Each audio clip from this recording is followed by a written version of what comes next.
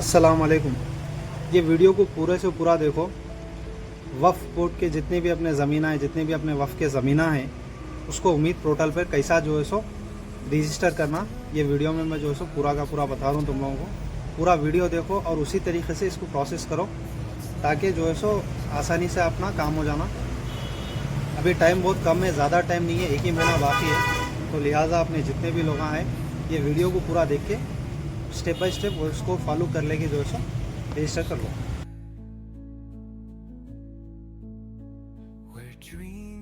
सबसे पहले गूगल खोलेंगे, यहाँ पे मिनिस्ट्री ऑफ माइनॉरिटी अफेयर्स,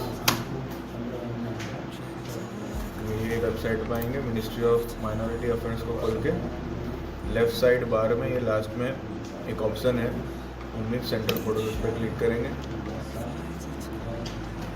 उसके बाद ये वेबसाइट खुलेगी उम्मीद की। अब यहाँ पर ये ध्यान रखना है कि ये 2 बार यहाँ पे जो है उसमें से ये वाला रजिस्टर एंड साइन इन को क्लिक करना है। अब यहाँ पर ये चीज़ ध्यान रखनी है कि यहाँ पर हमको फर्स्ट टाइम रजिस्टर कर रहे हैं मुतवल्ली का, तो यहाँ पर 2 ऑप्शन होंगे, एक एग्जिस्टिंग वक़्फ़ रजिस्टर और एक न्यू वक़्फ़। अब यहाँ पर अक्सर ये गलती हो रही है और हमने एक्सपीरियंस भी किया कि न्यू वक़्फ़ समझ के, यानी हम पहली बार करें तो हम न्यू वक़्फ़ पे क्लिक करके उसको हमारा मुतवल्ली को अकाउंट को रजिस्टर करा दें। लेकिन ये 2 ऑप्शन इसलिए है कि अगर 8 अप्रैल 2025 यानी कि जब ये कानून आया उसके बाद अगर कोई प्रॉपर्टी वक़्फ़ में हुई है तो अब उस सिलसिले में हम ये न्यू वक़्फ़ रजिस्टर सेलेक्ट करेंगे। अगर 8 अप्रैल 2025 के पहले हमारी वक़्फ़ है उस सिलसिले में ये सिलेक्ट करेंगे, तो हमारा भी वही सीन है। अब उसमें एक चीज़ ये रखना है कि अगर हम भूल से न्यू वक़्फ़ कर दिया तो क्या होगा, तो वो नंबर हमारा गया, फिर वो नंबर से हम वापस री रजिस्टर नहीं करवा सकते। या तो हमको मुतवल्ली बदलना पड़ेगा या तो मुतवल्ली के नाम पे नया नंबर लेना पड़ेगा। तो हम यहाँ पर एग्जिस्टिंग वक़्फ़ रजिस्टर पर क्लिक करेंगे और उसके बाद हम ये पेज पे रिट्रैक होंगे। उसके बाद सबसे पहला जो ऑप्शन हमारा है कैटेगरी का, उसमें हमको मुतवल्ली सेलेक्ट करना है या तो वाकिफ़ एज़ मुतवल्ली। वाकिफ़ एज़ मुतवल्ली तभी सिलेक्ट करेंगे जब हमारे पास वक़्फ़ डीड होगी। मिसाल के तौर पे ये वाली, ये वक़्फ़ डीड है। अभी ये कैटेगरी में ये डॉक्यूमेंट का नाम दूसरा ये भी हो सकता है, वक़्फ़ ख़त, वक़्फ़ डीड या वक़्फ़ नामू, ये चीज़ होगा। अब इस चीज़ में वाकिफ़ का नाम, जैसे इसमें है वाकिफ़ का यहाँ पे इरशाद अली है, और मुतवल्ली दोनों का नेम सेम हो, या तो मुतवल्ली की कैटेगरी में वाकिफ़ का नाम आ रहा हो, उस सिलसिले में हमको यहाँ पर वाकिफ़ एज़ मुतवल्ली सेलेक्ट करना है। अगर ये ऑप्शन है नहीं, अगर वक़्फ़ डीड है ही नहीं हमारे पास, तो उस सिलसिले में हम मुतवल्ली सेलेक्ट करेंगे। मुतवल्ली सेलेक्ट करने के बाद हमको यहाँ पे ये ऑप्शंस आएंगे। अगर कोर्ट का ऑर्डर हमारे पास है, मिसाल के तौर पर कोर्ट ट्रिब्यूनल ने हमको ये ऑर्डर करके बोला कि सो एंड सो आदमी या रेहान भाई मुतवल्ली सेलेक्ट हुए, तो उनका कोर्ट का ऑर्डर भी होगा। तो ऐसी कैटेगरी में ही हमको कोर्ट करना है, जनरली नहीं होगा वैसा। उसके बाद जैसे मैंने बताया ये वक़्फ़ बोर्ड का, फिर देखना है कि हमारे पास वक़्फ़ का प्रमाण पत्र है कि नहीं। ये रहा, इसको बोलते हैं वक़्फ़ बोर्ड से, उसमें टाइटल ये होगा वक़्फ़ बोर्ड, और ये यहाँ पे प्रमाण पत्र होगा, हमारा ट्रस्ट का नाम होगा, वक़्फ़ का नाम होगा, उसका रजिस्टर्ड नंबर होगा, और उसके नीचे जितने भी ट्रस्टी या मुतवल्ली है उनके नाम यहाँ पे रिफ्लेक्ट करेंगे जिस तरीके से। अगर ये डॉक्यूमेंट हमारे पास है तो उस सिलसिले में हमको यहाँ पे वक़्फ़ बोर्ड सेलेक्ट करना है। अगर ये नहीं है, या वक़्फ़, जैसे मैंने वो बताया ना वक़्फ़ ख़त, वक़्फ़ डीड जो भी बताया ये वाला, ये भी है वक़्फ़ डीड, वक़्फ़ ख़त या वक़्फ़ नामा, तो उस सिलसिले में हम यहाँ पर डीड और any other instrument by which Waqf is created ये लिखेंगे, ठीक है। अब ये भी नहीं है, ये भी, इसमें कोई कैटेगरी में कुछ नहीं है हमारे पास, तो उस सिलसिले में बाय कस्टम करेंगे, यानी कि हमने हमारे कस्टम से, रीति रिवाज से म्यूचुअली अंडरस्टैंडिंग के साथ हमने मुतवल्ली को सिलेक्ट किया। अब उसके बाद यहाँ पे हम हमारा नाम लिखेंगे, ईदी अहमद, मिडिल नेम इब्राहिम, यहाँ पे फादर या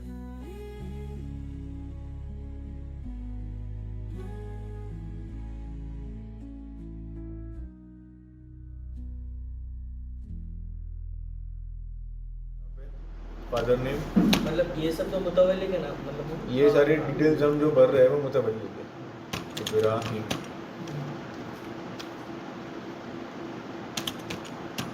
ठीक है। आपका डेट ऑफ बर्थ सिलेक्ट करना है, जेंडर में फिर जेंडर वाइज सिलेक्ट करेंगे, यहाँ पर यस करना है। उसके बाद यहाँ पे वो मोबाइल नंबर डालना है जो हमारे रेगुलर और परमानेंट यूज़ के लिए, जैसे आपका नंबर है। उसके बाद OTP हमारे ऊपर मंगवाना है, सेंड OTP होगा, वेरीफाई, ओके। फिर यहाँ पर ऊपर आ जाएगा कॉन्टेक्ट OTP इज़ वेरीफाइड। उसके बाद आपका ईमेल, अब ईमेल भी वही यूज़ करना है जो हमको पासवर्ड याद है। फिर यहाँ पे दोनों हो जाएंगे, वो सबको अलग अलग रजिस्टर मैं बता देता हूँ। OTP हैज़ बीन, दोनों यहाँ पे हो जाएगा। फिर हमको हमारा रिलीजन सिलेक्ट करना है, सेक्ट सिलेक्ट करना है, एजुकेशन क्या है, इसमें सारी कैटेगरी मौजूद है, आलिम, आबिद, हाफिज़, फाजिल, काजी, ग्रेजुएशन, 10th पास, 12th पास और 10th से डाउन है वो भी है बिलो 10। तो आपको होना आपका ग्रेजुएशन, ओके। एम्प्लॉयमेंट स्टेटस में अगर गवर्नमेंट जॉब हो तो गवर्नमेंट करना है, प्राइवेट जॉब हो तो प्राइवेट जॉब से मुराद के कोई MNC और प्रॉपर तुम्हारा एम्प्लॉयमेंट एग्रीमेंट है, ID है वो कंपनी से, तो प्राइवेट पे सिलेक्ट करना है, वरना सेल्फ एम्प्लॉयड करना है, ठीक है। अगर कुछ नहीं करते तो कुछ नहीं, आप सेल्फ एम्प्लॉयड हो। आप अगर मतलब कोई भी शॉप में, जनरल लोकल शॉप में काम करते हो तो सेल्फ एम्प्लॉयड कर सकते हो। फिर हमको हमारा स्टेट सिलेक्ट करना है, गुजरात, हमारा डिस्ट्रिक्ट नवसारी। अब ये चीज़ देखना है यहाँ पे हम रूरल में आ रहे हैं या अर्बन में। अर्बन रूरल में भी होगा, अगर आपका कोई हमारा गांव है हमारे डिस्ट्रिक्ट से जो लगता है उस सिलसिले में रूरल करना है। मेन सिटी का इलाका अर्बन में जाना है और रूरल में। अब दूसरी चीज़ ये भी रखना है कि जो प्रॉपर्टी का मिल्कत कार्ड हो, प्रॉपर्टी कार्ड, भले वो डिस्ट्रिक्ट के बाहर हो, यानी कि एने हो गई हो ज़मीन, उसमें भी तुमको अर्बन ही सिलेक्ट करना है तो तुम्हारा प्रॉपर जनरेट होता है। प्रॉपर्टी कार्ड नहीं है और डॉक्यूमेंट में 7 बार है लैंड रेवेन्यू, वो डॉक्यूमेंट का नाम है, वो होगा तो फिर रूरल में जाएगा, ठीक है। तो अभी हम अर्बन सेलेक्ट करेंगे, ये म्यूनिसिपैलिटी आ जाएगी। फिर उसमें रूरल में जाओगे तो यहाँ पे तहसील, तालुका, विलेज, गांव आ जाएगा। ये कोड ऑटोमेटिक होता है, ठीक है। अब यहाँ पे म्यूनिसिपल कौन सा है बराबर, वार्ड नंबर। अब ये वार्ड नंबर कौन सा सिलेक्ट करना है जो हमारे लाइट बिल में आता है, घर वेरा में आता है। म्यूनिसिपल कॉर्पोरेशन के हिसाब से जो वार्ड नंबर लगता है वो बाज़ दफ़ा लैंड रेवेन्यू में अलग होता है। मेरा बिल है और मेरा बिल है नया देखने का। तो ये 2023 के बाद में ये एड्रेस प्रूफ में, मेरा बिल हाँ, अभी और चेंज हुई है। सीमांकन के हिसाब से। ठीक है। तो ये LGD कोड ऑटोमेटिक जनरेट होगा, जैसे वार्ड सिलेक्ट करेंगे ऑटोमेटिक जनरेट। ये चीज़ थोड़ा खास समझना है कि हमारा जब एड्रेस लिख रहा है ना तो ये हमारे एड्रेस के हिसाब से होगा वो लिखना है। बाकी जहाँ सॉरी मुतवल्ली जहाँ रह रहा है उसके हिसाब से सिलेक्ट करना है, ना कि वक़्फ़ जहाँ है वहाँ। मेरा पर्सनल जो एड्रेस है उसके हिसाब से सिलेक्ट करना है। किसी को और- वार्ड नंबर पता ही नहीं होता। हाँ नहीं, वो तो वो तो पता मालूम चल होएगा, जाएगा। वो तो पता तुमको चल घर जाएगा। वेरा से वो मालूम चली जाएगा, इधर-उधर से ही मालूम चलेगा। समझ में आया? तो यहाँ पे बाज़ दफ़ा लैंड रेवेन्यू में डिफरेंट होता है, वो सेम होते हैं बट कभी कभी अभी जो चेंजेस है उससे हो जाता है। तो उस यहाँ पे हमारे घर का जो एड्रेस है मुतवल्ली का उसके हिसाब से यहाँ पे डिटेल भरना है, तो अपने मुतवल्ली का ही भरना है। हाँ। फिर आपका पिन कोड के बाद एड्रेस, आपका स्लैश नहीं होगा यहाँ पर, ये याद रखना है। यहाँ अपन का जो मेन जैसे हाउस नंबर और जो सोसाइटी नंबर है यहाँ आएगा, फिर आसपास जो करीब का लेन है या रोड है वो डिटेल लिखना है, और नियर बाई कोई लैंडमार्क है वो लिखना है, ठीक है। अब ये हमारा मुतवल्ली का डिटेल फिलअप हो गया, इसको सबमिट करेंगे। ये हो गया रजिस्ट्रेशन सबमिट सक्सेसफुली, ओके। अब इसको हम शेयर कर देंगे, फिर अब डायरेक्ट लॉगिन करना है। समझ में, ये हमारा रजिस्ट्रेशन प्रोसेस कंप्लीट हो, उसके बाद हमको साइट में लॉगिन करना है। फिर इसको गेट OTP करेंगे, OTP आएगा। जब भी लॉगिन करेंगे तो हमको यही प्रोसेस है जाना है, हर बार OTP वही नंबर पे आएगा, इसलिए नंबर वही ढूंढना बहुत ज़रूरी है। 2079 OTP से हो जाएगा ना? नहीं, अभी तो मेन ये होता है ना, अभी हाँ, ये ये सब चाहिए। यहाँ पे इनके डॉक्यूमेंट्स चाहिए, समझ में आया? तो यहाँ पे हमको सिलेक्ट करना है आधार कार्ड, इजी अवेलेबल डॉक्यूमेंट। ये ऑप्शन है देखो, बैंक पासबुक होना चाहिए, इलेक्ट्रिसिटी होना चाहिए, ID कार्ड वकफ ने दिया हो वो, LIC तो नहीं होगी, गैस कनेक्शन का, salary, rental address, telephone, voter ID, voter ID।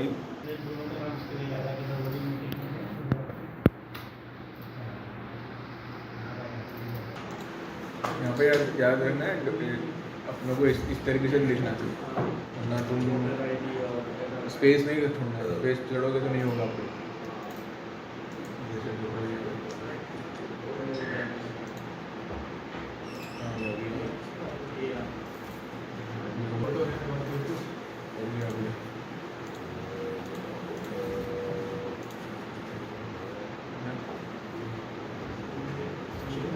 भेजो फोटो भेजो, तो ये है तो नॉर्मल फोटो ही आएगा ना जिसका मतलब भी अपलोड। अब यहाँ जो भैया अपनी डिटेल्स हो गई, आधार कार्ड अपलोड हो गया, ये अपना वोटर ID हो गया, फोटो अपलोड हो गया। अब यहाँ पे है ना वो हो तो वो करना है, कौन सा वाला वकफनामा नहीं, वकफ डीड हो तो वकफ डीड करना है, लिखा है। अब वो नहीं है, बोर्ड ऑर्डर कौन सा, यस है ना, तो अपने पास कुछ नहीं है, फोटो हो जाएगा, इस शक्ल में भी हो जाएगा, तो उसके बिना भी हो जाएगा। उसके बिना भी जाए तो कर सकते नहीं, वो तो अटकाने का नहीं, ये बोलना ठीक है। अब अपना स्टार्ट करो। ये बनी, ये मुतवल्ली का हमारा हो गया, उनका फोटो आ गया, अहमद भाई का। अब ये 3 बार आएंगे, इससे अभी कुछ लेना देना नहीं है।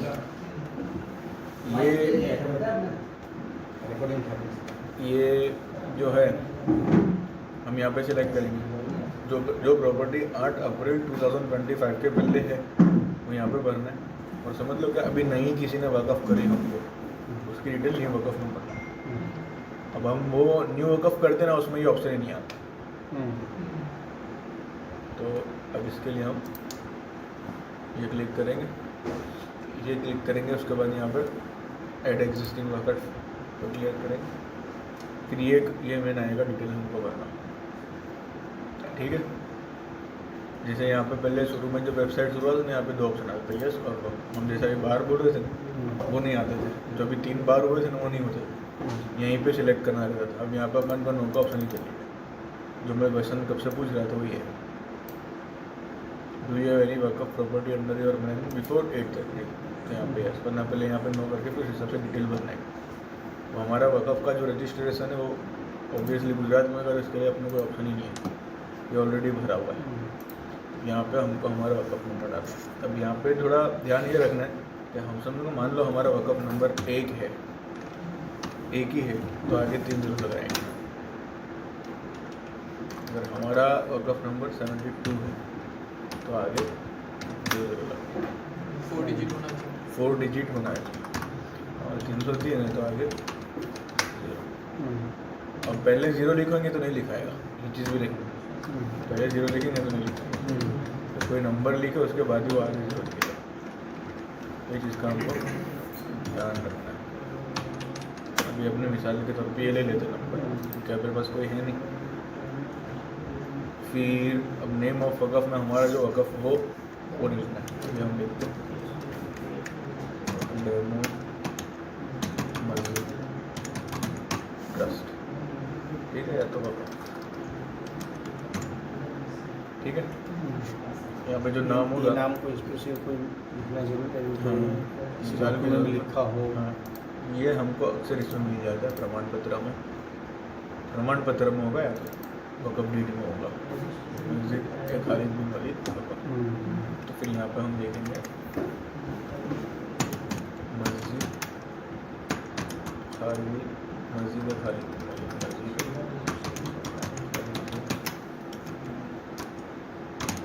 ठीक है। हमारे पास वक़फ़ डीड नहीं है तो क्या करना है? तो फिर हमारे पास ये चीज़ तो सबके पास होती है। कब बोल रहे ये प्रमाण पत्र ही है, हैं? इसमें नाम नहीं होंगे। ये 2 डॉक्यूमेंट्स हैं, ध्यान रखना। उसको जिसमें नाम होंगे ना नीचे, जैसा मैंने बताया, ये वाला डॉक्यूमेंट, ये इसमें नाम है, इसको बोलेंगे ट्रस्टी सर्टिफिकेट।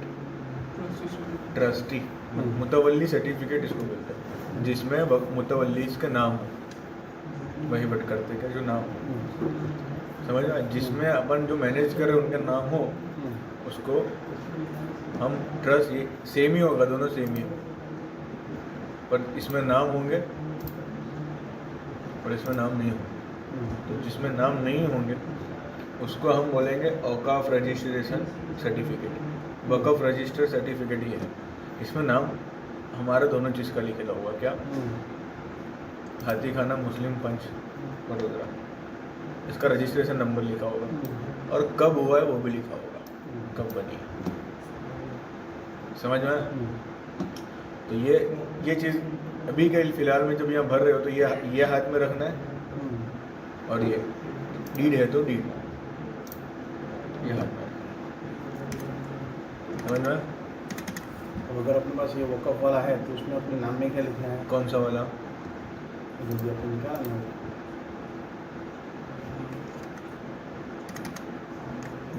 ये अगर है, हाँ, तो फिर अपने नाम में क्या लिखेंगे? ये हाथी यहाँ खाना पे- मुस्लिम पर ये तो होगा ही, अगर ये होगा नहीं तो भी ये भी होगा। नहीं, इसमें से नाम कौन सा लिखने को वो बोल रहे हैं? ये यही ना, अपन का जो वक़फ़ होगा वही हाथी ना। खाना मुस्लिम हाँ, पंच में लिखा हाँ, है। ये एड्रेस है, कॉमा के बाद जो एड्रेस है वो नहीं लिखेंगे। तो जैसे ये एड्रेस है, इसमें लिखा है प्रमाण पत्र में आवेल छे के वडोदरा खाते आवेल हाथीखाना मुस्लिम मस्जिद खत्रीवाड़। ये पहले 1950s के पहले जो भी वक़फ़ था ना, मुकम्मल कानून नहीं था, वो मुंबई ट्रस्ट में चलता था। फिर जब कानून आया उसके बाद इन लोगों ने इसमें ट्रांसफ़र कर दिया, तो इसमें फिर वो ट्रस्ट को क्या बोला, आज ना रोज थी नोंदाई ट्रस्ट वक़फ़ छे। तो ये हमारा वक़फ़ नंबर है, वो आपको मालूम होगा, वक़फ़ मतलब एक औकाफ मतलब वो सब। तो ये वाली डिटेल्स वहाँ पे आएगी। ये वाली डिटेल्स जो थी ना B44, वो अब मैं जो बताया ना वहीं आएगा।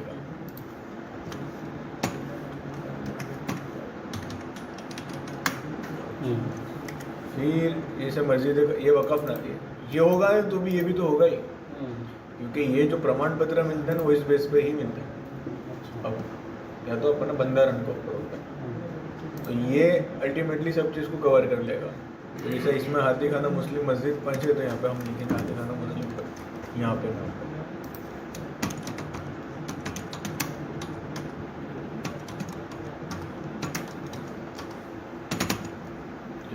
ये हमारा हो गया ट्रस्ट का वक़फ़ का नाम, ठीक है।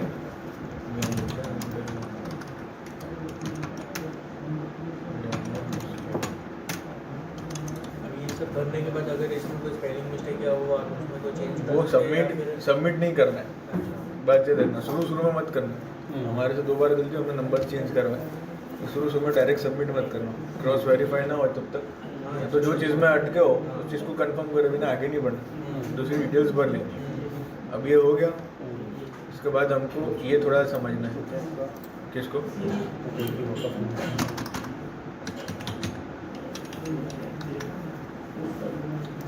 अब यहाँ पे हमको हमारा वापस से मसला सिलेक्ट करना है हमने। अब ये थोड़ा ध्यान रखना है, अगर मस्जिद मदरसा है रिलीजियस आएगा, मखातिब मदरसा दारुल मुबादे रिलीजियस आएगा। अगर भाड़े पे घर वर दिया है दुकान है तो कमर्शियल आएगा। वैसे 2 ही अपना तो ज़्यादा यूज़ है, चैरिटेबल तो हमारा है ही, रिलीजियस में आएगा, रिलीजियस वो सारा रिलीजियस में है, और जो जिससे इनकम हो रही है उसको कमर्शियल कर देंगे। तो हमारा भी रिलीजियस समझो। अब ये इम्पोर्टेंट है, अब यहाँ पे थोड़ा ये चीज़ समझना, ये इम्पोर्टेंट है ये सिलेक्शन। अब इसमें ये 3 अपने कुछ काम के नहीं है, क्योंकि अपना ही अच्छा है ही नहीं है, सही है। तो आगा खान और बुरा उन लोगों का भी है, ये काट देना। अब इसमें 3 है, वक़फ़ बाय यूज़र, वक़फ़ बाय डेडिकेशन और वक़फ़ बाय औलाद, समझ में। अब इसमें भी वक़फ़ औलाद तो अपना बहुत कम होता है, मुश्किल होता है नहीं। वक़फ़ बाय डेडिकेशन यानी अपने जो करते हैं वो आपने आपकी प्रॉपर्टी मुझे दे दी तो इसको हम वक़फ़ डेडिकेशन करेंगे। समझ में? अब डेडिकेशन भी 2 टाइप की है, लिख के होता है जिसको हम वक़फ़नामा कहते हैं, जो ओरली हो गया तो भी हमको यही सिलेक्ट करना है। समझ में? अब जब वक़फ़ बाय डेडिकेशन करोगे ना तो लास्ट में ये चीज़ जनरेट होती है, वाकिफ़ की डिटेल, क्योंकि दी है किसी ने तो किसने दी है उसकी डिटेल हमको यहाँ पर डालनी पड़ेगी। अगर हमारी प्रॉपर्टी बहुत पुरानी है और हमको कुछ मालूम ही नहीं कि कौन वाकिफ़ है, लेकिन वो प्रॉपर्टी को बरसों से 100 बरस से 50 बरस से 200 बरस से एज अ मस्जिद यूज़ करा, एज अ मदरसा यूज़ हो रहा है, ऐसा ईदगाह यूज़ हो रही, ज़्यादातर ये चीज़ें तुमको उसमें देखने मिलेगी, कब्रस्तान ईदगाहों में जो बरसों से एज यूज़ हो गई है। तो उस सिलसिले में अपन इसको वक़फ़ बाय यूज़र कर देंगे अगर पता ना हो कि कौन वाकिफ़ है। वाकिफ़ का।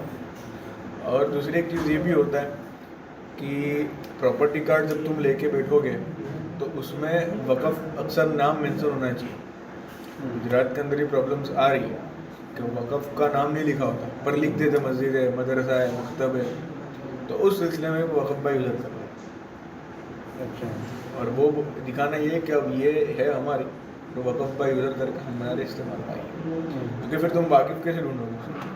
ये बहुत सारे रिकॉर्ड्स एनालाइज करें ना तो बहुत कम ऐसे रिकॉर्ड मिले जिसके 1950s तक रिकॉर्ड मिले हैं, पर जो वक़फ़ के मामले में 1950s पहले के हैं। बहुत सारी ऐसी प्रॉपर्टीज़ है जिसको उस वक्त के महाराजाओं ने, नवाबों ने वक़फ़ में दे दी। उस टाइम के लिखान उनके पास, पार्टीज़ के पास मौजूद है, पर रेवेन्यू ऑफिस में नहीं है। पर लेकिन अभी प्रॉपर्टी कार्ड में वही नाम चल रहा है कि मुस्लिम ने कब्रिस्तान ऐसा लिख के आता है, मुस्लिम ने इबादत खाना, मुस्लिम ने ये क्या बोलते हैं कब्रिस्तान, मुस्लिम का ये क्या बोलते हैं ईदगाह, सिर्फ इतना लिखे रहता है। उस जगह में भी हमको वक़फ़ बाय यूज़र करके आगे बढ़ते हैं। अब ये वक़फ़ बाय यूज़र करेंगे तो मैंने जैसा बोला ना, नीचे से वाकिफ़ की डिटेल ऑटोमेटिक चली जाएगी। अब तुमको यहाँ पे वाकिफ़ की डिटेल भरना ही नहीं है, क्योंकि उसको प्रॉपर्टी को वक़फ़ कोई वाकिफ़ ने नहीं करी है, उसके इस्तेमाल से वो वक़फ़ बनी है। तो अगर हमको मालूम है कि वाकिफ़ कौन है तो हम वक़फ़ बाय डेडिकेशन करें। वक़फ़ डीड से बनी है तब भी डेडिकेशन। अब हमको मालूम नहीं है कि प्रॉपर्टी का रिकॉर्ड क्या है पुराना, पर अभी सारे दस्तावेज पे, लैंड दस्तावेज पे दिखा रहा है कि मदरसा है, मस्जिद है, या तो मकतब है, या तो इबादत खाना है, ईदगाह है। तो उस सिलसिले में जब किसने करी 200-300 बरस पहले किसने करी वो तो जाहिर सी बात है नहीं मालूम है किसी को। तो जनरली हम वक़फ़ बाय डेडिकेशन करते हैं। अब ये हो गई 2 शकल। अब तीसरी शकल कि वक़फ़ ने खुद ने परचेज करी है प्रॉपर्टी। बहुत सारी जगह ऐसा होता है, वहाँ क्या करोगे?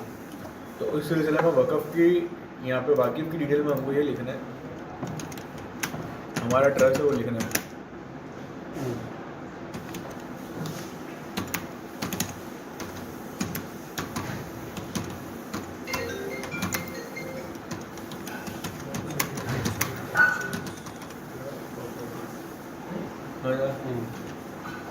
फिर ये सब में यही लिख देना है, पूरा नहीं लिखाएगा।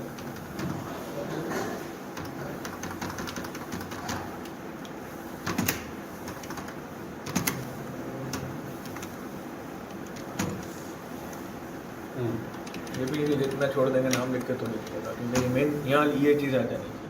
ये क्वेरी हमने वक़फ़ बोर्ड से क्लियर करी है, तो सोल्यूशन वहाँ से आएगा। अच्छा, वक़फ़ बोर्ड से आया, यहाँ पे भी फिर हम ये कॉपी पेस्ट कर देंगे। ये कब होगा? अगर खरीदी है तो। हाँ, वक़फ़ ने खुद उसके नाम से दस्तावेज बना के खरीदी है, तब मेल कर लेने का। फिर ये जो इसमें सिंगल ही होगा, ये ज़रूरी नहीं है। ये चीज़ ध्यान रखना कि जो रेड डॉट है वो कॉलम के आगे नहीं है, तो वो डिटेल भरना ज़रूरी नहीं है। और जिसमें डॉट है वो फिलअप नहीं करोगे तो आगे जाएगी भी नहीं। समझ में आया? तो अभी ये अपन ने वक़फ़ बाय डेडिकेशन करा, उसके बाद अब आएगा नेचर ऑफ वक़फ़। वक़फ़ की प्रॉपर्टी क्या है? अगर खेती की ज़मीन है तो ये अपन के काम करनी है। कोई बंगला है तो बंगला है और रेंट पे दिया। बिल्डिंग है तो बिल्डिंग आएगी। चौकी ये भी अपना काम करनी है, किला भी अपना काम, दरगाह हो सकती है, कोई आए तुमको लेके, दारुल उलूम होता है, कब्रिस्तान हो तो ग्रेवयार्ड हो गया, कोई हॉस्टल चलता है तो हॉस्टल, घर है तो घर, उजरा है तो उजरा। तो ये जो भी अपनी प्रॉपर्टी का नेचर हो यहाँ पे से सब आ जाता है, यतीम खाना, टर्बन, टॉप, तकिया, शॉप आ जाएगा तो शॉप, स्कूल है तो स्कूल, समझ में। अब ये भरने के टाइम पे ना ये थोड़ा इसमें ये चीज़ समझ जाना, जनरली ये आएगा मकतब, जी मदरसा, जी मदरसा और दारुल, हाँ ये चीज़ तीन चीज़ की डिफरेंट समझना है। जी दारुल तब सिलेक्ट करेंगे कि वहाँ पे इस्लाम की जो एजुकेशन है वैसे यूनिवर्सिटी दी जा रही है, हर इल्म वहाँ मिल जाए। तो उसमें मतलब बड़ा वो पूरा 11 होता है, दारुल लिखला ही होता है वो, तो उससे कर में मदरसा यानी यहाँ पे आलिमियत का कोर्स चलता हो, आलिम बन के निकलते हो वो जगह से, उसको मदरसे के कैटेगरी। और मकतब यानी कि मस्जिद में पढ़ा देते हैं, या तो 1-2 घंटे की classes type, tuition classes type, वो मकतब है। यहाँ पे आलिम नहीं बनेगा, आलिम मदरसा में पढ़ा, समझ में। तो कैटेगरी सिलेक्ट करने की, मस्जिद हो तो मस्जिद सिलेक्ट करेंगे, मॉस्क, अभी वो समझ लो मॉस्क, समझ में। जनरली ये होता है क्योंकि आपने जितना भी मैंने अभी देखा ना, तो यहाँ के लोगों की अंडरस्टैंडिंग मुस्लिम्स की ऐसी है कि वो वक़फ़ नहीं बोलते, वक़फ़ की प्रॉपर्टी नहीं बोलते, वो बोलते मस्जिद की प्रॉपर्टी है। और इसी तरीके से नाम चढ़ाने में भी प्रॉब्लम है, क्योंकि जनरली प्रॉपर्टी किसकी है, वक़फ़ की है, पर वक़फ़ की मेन प्रॉपर्टी अक्सर मस्जिद होती थी और फिर उसी के नाम पे खरीदा गया था। तो इसके लिए जो अपने लोगों की जो मेंटलिटी बनी ना, वो ये बनी है कि मस्जिद की प्रॉपर्टी चाहिए, समझ में। तो अपन को इसमें कंफ्यूज नहीं होना है, फॉर फ्रॉम बने वो बोले ना मस्जिद की प्रॉपर्टी है, तो अपन को ये समझना है और ये अंडरस्टैंडिंग लेना है कि वो प्रॉपर्टी वक़फ़ की है कि नहीं। क्योंकि दो शक्ल आएगी, मस्जिद की प्रॉपर्टी बोलेंगे तो मस्जिद के साथ जो अटैच दुकान है, घर भी है ना, हाँ वो भी मस्जिद की प्रॉपर्टी बोलते हैं, समझ में। तो हमको ये रहेगा ये प्रॉपर्टी है मस्जिद की, वो एक प्रॉपर्टी है, उसी के साथ अटैच कोई प्रॉपर्टी ना, उसकी डिटेल्स हम यही भरेंगे। लेकिन यहाँ मस्जिद है और उससे 2 किलोमीटर के बाद दूसरी प्रॉपर्टी है, तो फिर वो अलग प्रॉपर्टी में ऐड करके ऐड करना है। मतलब मस्जिद यहाँ है, मस्जिद की प्रॉपर्टी एक दुकान है, वो मस्जिद से दूर है, दूसरे सर्वे नंबर में आ रही, तो फिर वो ऐड मोर प्रॉपर्टी करके दूसरे की डिटेल्स में भरना है प्रॉपर्टी, वो भी दिखा देता हूँ, समझ में आया। अब ये चीज़ डेट ऑफ क्रिएशन में क्या लिखेंगे और डेट ऑफ रजिस्ट्रेशन, ये 2 चीज़ें आती है। वक़फ़ क्रिएशन की वो डेट यानी कि जब वक़फ़ बना, कब बना वो कैसे खबर पड़ेगी। अब मैं तुमको बताऊँ, प्रमाण पत्र में तो रजिस्ट्रेशन की डेट लिखी होती है। अच्छा कहाँ निकाल, ये देखो,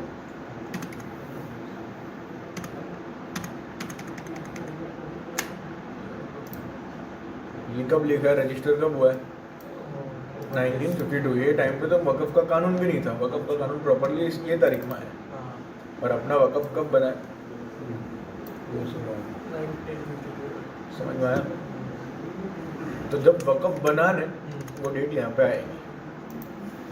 अगर हमको उसकी डेट नहीं मालूम तो क्या करेंगे, वही डेट लिख देंगे। इसमें पीटीआर में लिखे होगा, ये डेट अक्सर तुमको पीटीआर पे भी मिल जाएगी रजिस्ट्रेशन की।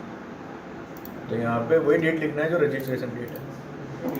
वक़फ़ बाय यूज़र में क्या लिखोगे, क्रिएशन की डेट में, उनको मालूम ही नहीं कब वक़फ़ हुआ, वक़फ़ कब बनी, तो यहाँ पे वही डेट लिख देना है जो वक़फ़ रजिस्ट्रेशन की डेट हो। अब जैसे वक़फ़ डीड होगा ना जब, तो ये देखो वक़फ़ डीड कब बनी है, तो ये हुआ वक़फ़ का क्रिएशन, समझ में आया। क्रिएशन, ये वक़फ़ खत होगा ना तब तुमको ये डेट मिलेगी। अगर वक़फ़ खत नहीं है तो तुम्हारे जनरली रजिस्ट्रेशन की डेट लिखना है यहाँ पर, दोनों पे जो इसमें से मिलेगी।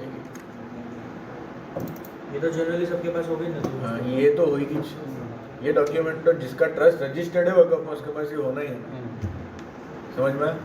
दोनों में फिर सेम डेट लिख देंगे अपन। मिसाल के तौर पे अभी एग्जाम समझने के तौर पे लिखते हैं, ये कब बना है, 30/11/15। तो ये यहाँ पे हम लिखेंगे 2015, 30 क्या था, 30/11 को ये क्रिएट हुआ। अब वक़फ़ खत क्रिएट हुआ, वक़फ़नामा बन गया, अपन हमारा रजिस्ट्रेशन हुआ है अभी 2023 में हो गया, समझ। तो यहाँ पे फिर ये लिखेंगे। ये तुमको एग्जैक्ट तभी खबर पड़ेगी जब तुम्हारे पास वक़फ़ खत होगा, वक़फ़ नहीं होगा ना तो फिर ये डेट लिख देना। वक़्फ़ बाय यूज़र में तुम कहाँ से लाओगे 300 बरस पुरानी डीड? समझ में आया? ठीक है। अब इसके बाद ये ऑप्शन है डिटेल ऑफ वक़्फ़ डीड, वक़्फ़नामा या तो वक़्फ़ रजिस्ट्रेशन। इसमें कौन सी अपलोड करना है? इसमें यस करेंगे। ये डीड अगर ये है तो ये अपलोड करना है, अगर ये नहीं है तो ये अपलोड करना करना है। पड़ता है। समझ में आया? क्योंकि ये वक़्फ़ रजिस्ट्रेशन नंबर है तो यही मिलता है। समझ में आया? ये सिंपल है, हम इसको नो कर देते हैं। अब उसके बाद प्रॉपर्टी का एरिया जो भी मेंशन हो अपने पास डिटेल, वक़्फ़ खत में भी मेंशन होता है, जो वक़्फ़नामा होता है। यस करना है ना। हाँ, इसमें यस करना है, अभी कन्फ्यूज़न नहीं हो उसके लिए, एक बार बढ़ जाता है। तो यहाँ पे फिर चलो अपने वो वक़्फ़ खत के हिसाब से करते हैं।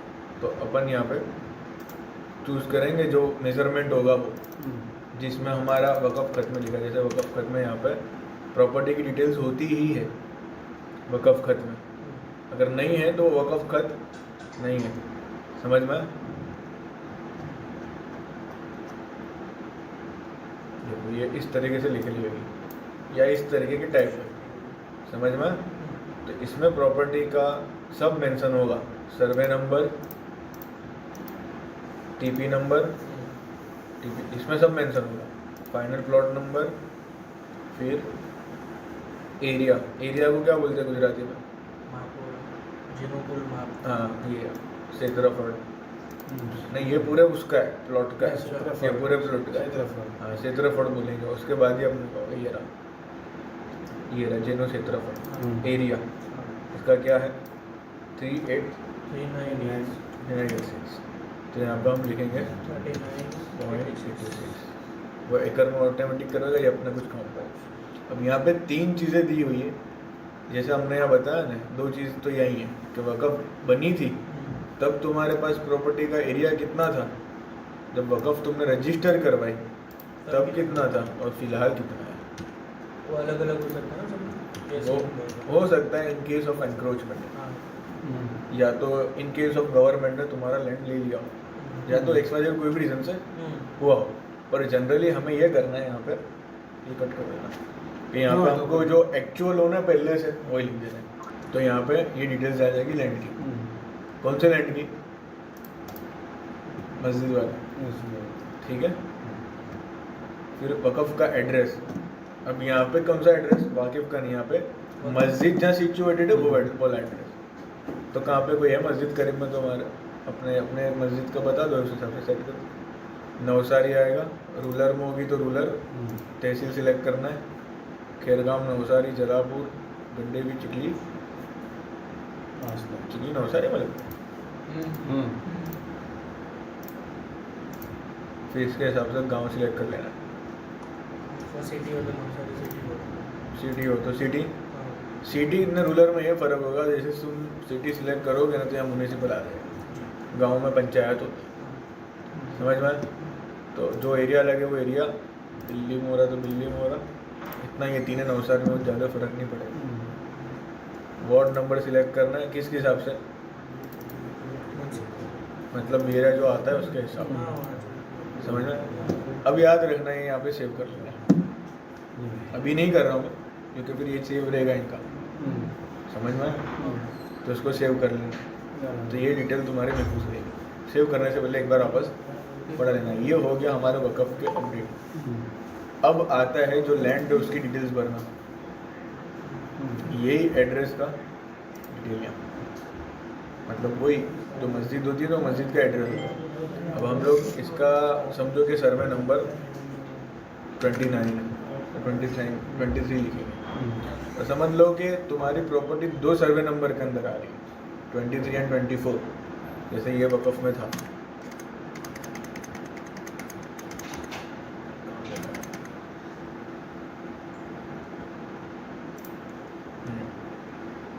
ये सर्वे नंबर देखो, 1 2 3 4। तो यहाँ पे हम इसे लिखेंगे 919/1। फिर यहाँ पे ऐड करना है, तो यहाँ पे 919/2, फिर वापस ऐड करना है। जितने सर्वे नंबर हो वो लिखना है, 1 हो तो 1, प्लॉट नंबर हो तो ये मिलकत कार्ड होगा ना तुम्हारे पास, चाहे 7/12, ये डिटेल्स तुमको वहाँ मिल जाएगी। वक़फ़ नामा वक़फ़ खत हुआ तो एकदम आसान है, सब मिल जाएगा। समझ में? इसमें प्लॉट नंबर भी लिखा होगा, ये प्लॉट नंबर, समझ में? तो यहाँ पे प्लॉट अगर एक है तो एक से ज़्यादा है तो 8, 9, 14 और 16 इस तरीके से। अभी जो पुरानी प्रॉपर्टीज़ थी उसको एनएच में कन्वर्ट करा दिए गांव की, ये चीज़ हमने नोट करा उसमें प्लॉट नंबर लिखना नहीं हुआ था। जैसे ये बोरिया, उसमें प्लॉट नंबर नहीं आता, एनए की जगह एग्रीकल्चर होती है, उसको घुमा देते तो मिलकत कार्ड में भले वो गांव की प्रॉपर्टी होगी उसका मिलकत कार्ड आएगा, प्रॉपर्टी कार्ड आएगा। तो उस सिलसिले में प्लॉट नंबर लिखना नहीं होता, उस सिलसिले में 0 लिख दिया। अगर प्लॉट नंबर लिखना नहीं है तो 0, समझ में? ये देखो कंपलसरी नहीं है वार्ड नंबर, पर यहाँ वार्ड नंबर किस हिसाब से लिखना है, तुम्हारे मिलकत कार्ड या तो सर्वे नंबर के हिसाब से, वो नहीं है तो नहीं लिखना, ठीक है? अब ये जो मस्जिद के आसपास समझ लो, तुम्हारी मस्जिद का एड्रेस बता, कौन से रोड पर आती है? खटकीवाड़ा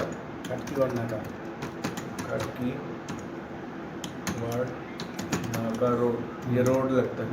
गली लगती हो तो गली, जैसे हमारे पुराने घर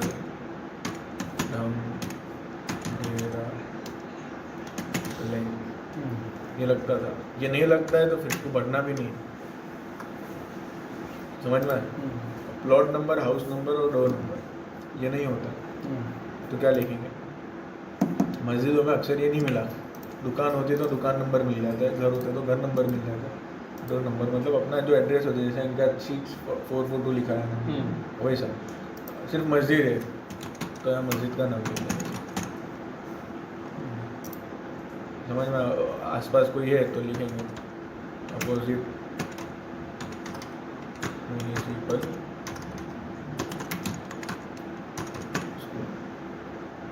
ठीक है? पिन कोड क्या लगता है? ये वाला, ठीक है? ये तो एकदम सिंपल डिटेल है, सब भर सकते हैं। उसके बाद वापस मेजरमेंट सिलेक्ट करना है, यहाँ पे मेजरमेंट, ये कंपलसरी नहीं है तो नहीं मिलेंगे, एस्टिमेटेड वैल्यू नहीं दे तो ही बेहतर है, समझ में? ये हो गया हमारे किसकी डिटेल भरी है, ये प्रॉपर्टी की डिटेल भरी है। जो एड्रेस के बाद जो भरे सेव के बाद वो हमारा लैंड रिकॉर्ड के हिसाब से, गवर्नमेंट के रिकॉर्ड के हिसाब से भरना है। अब इसमें ये प्रॉब्लम आ सकती है कि तुम्हारी प्रॉपर्टी रिकॉर्ड पे चढ़ी थी नहीं, तो क्या करो? उसके लिए तुमको चेक करना है कि फ़िलहाल प्रॉपर्टी किसके नाम पे है, समझ में?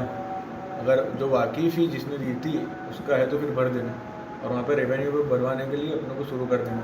ये काम भी उनको सौंपना है, मतलब फायदा हो गया कि दे दे तुम वाकिफ और तुमने दे दी मेरे, प्रॉपर्टी रिकॉर्ड में आप ही का नाम चल रहा है और वह वक़फ़ के अंदर चल रही है और नाम तुम्हारा है, तो ये रिकॉर्ड जब अपलोड करेंगे तो फिर वक़फ़ की प्रॉपर्टी नहीं कहलाएगी।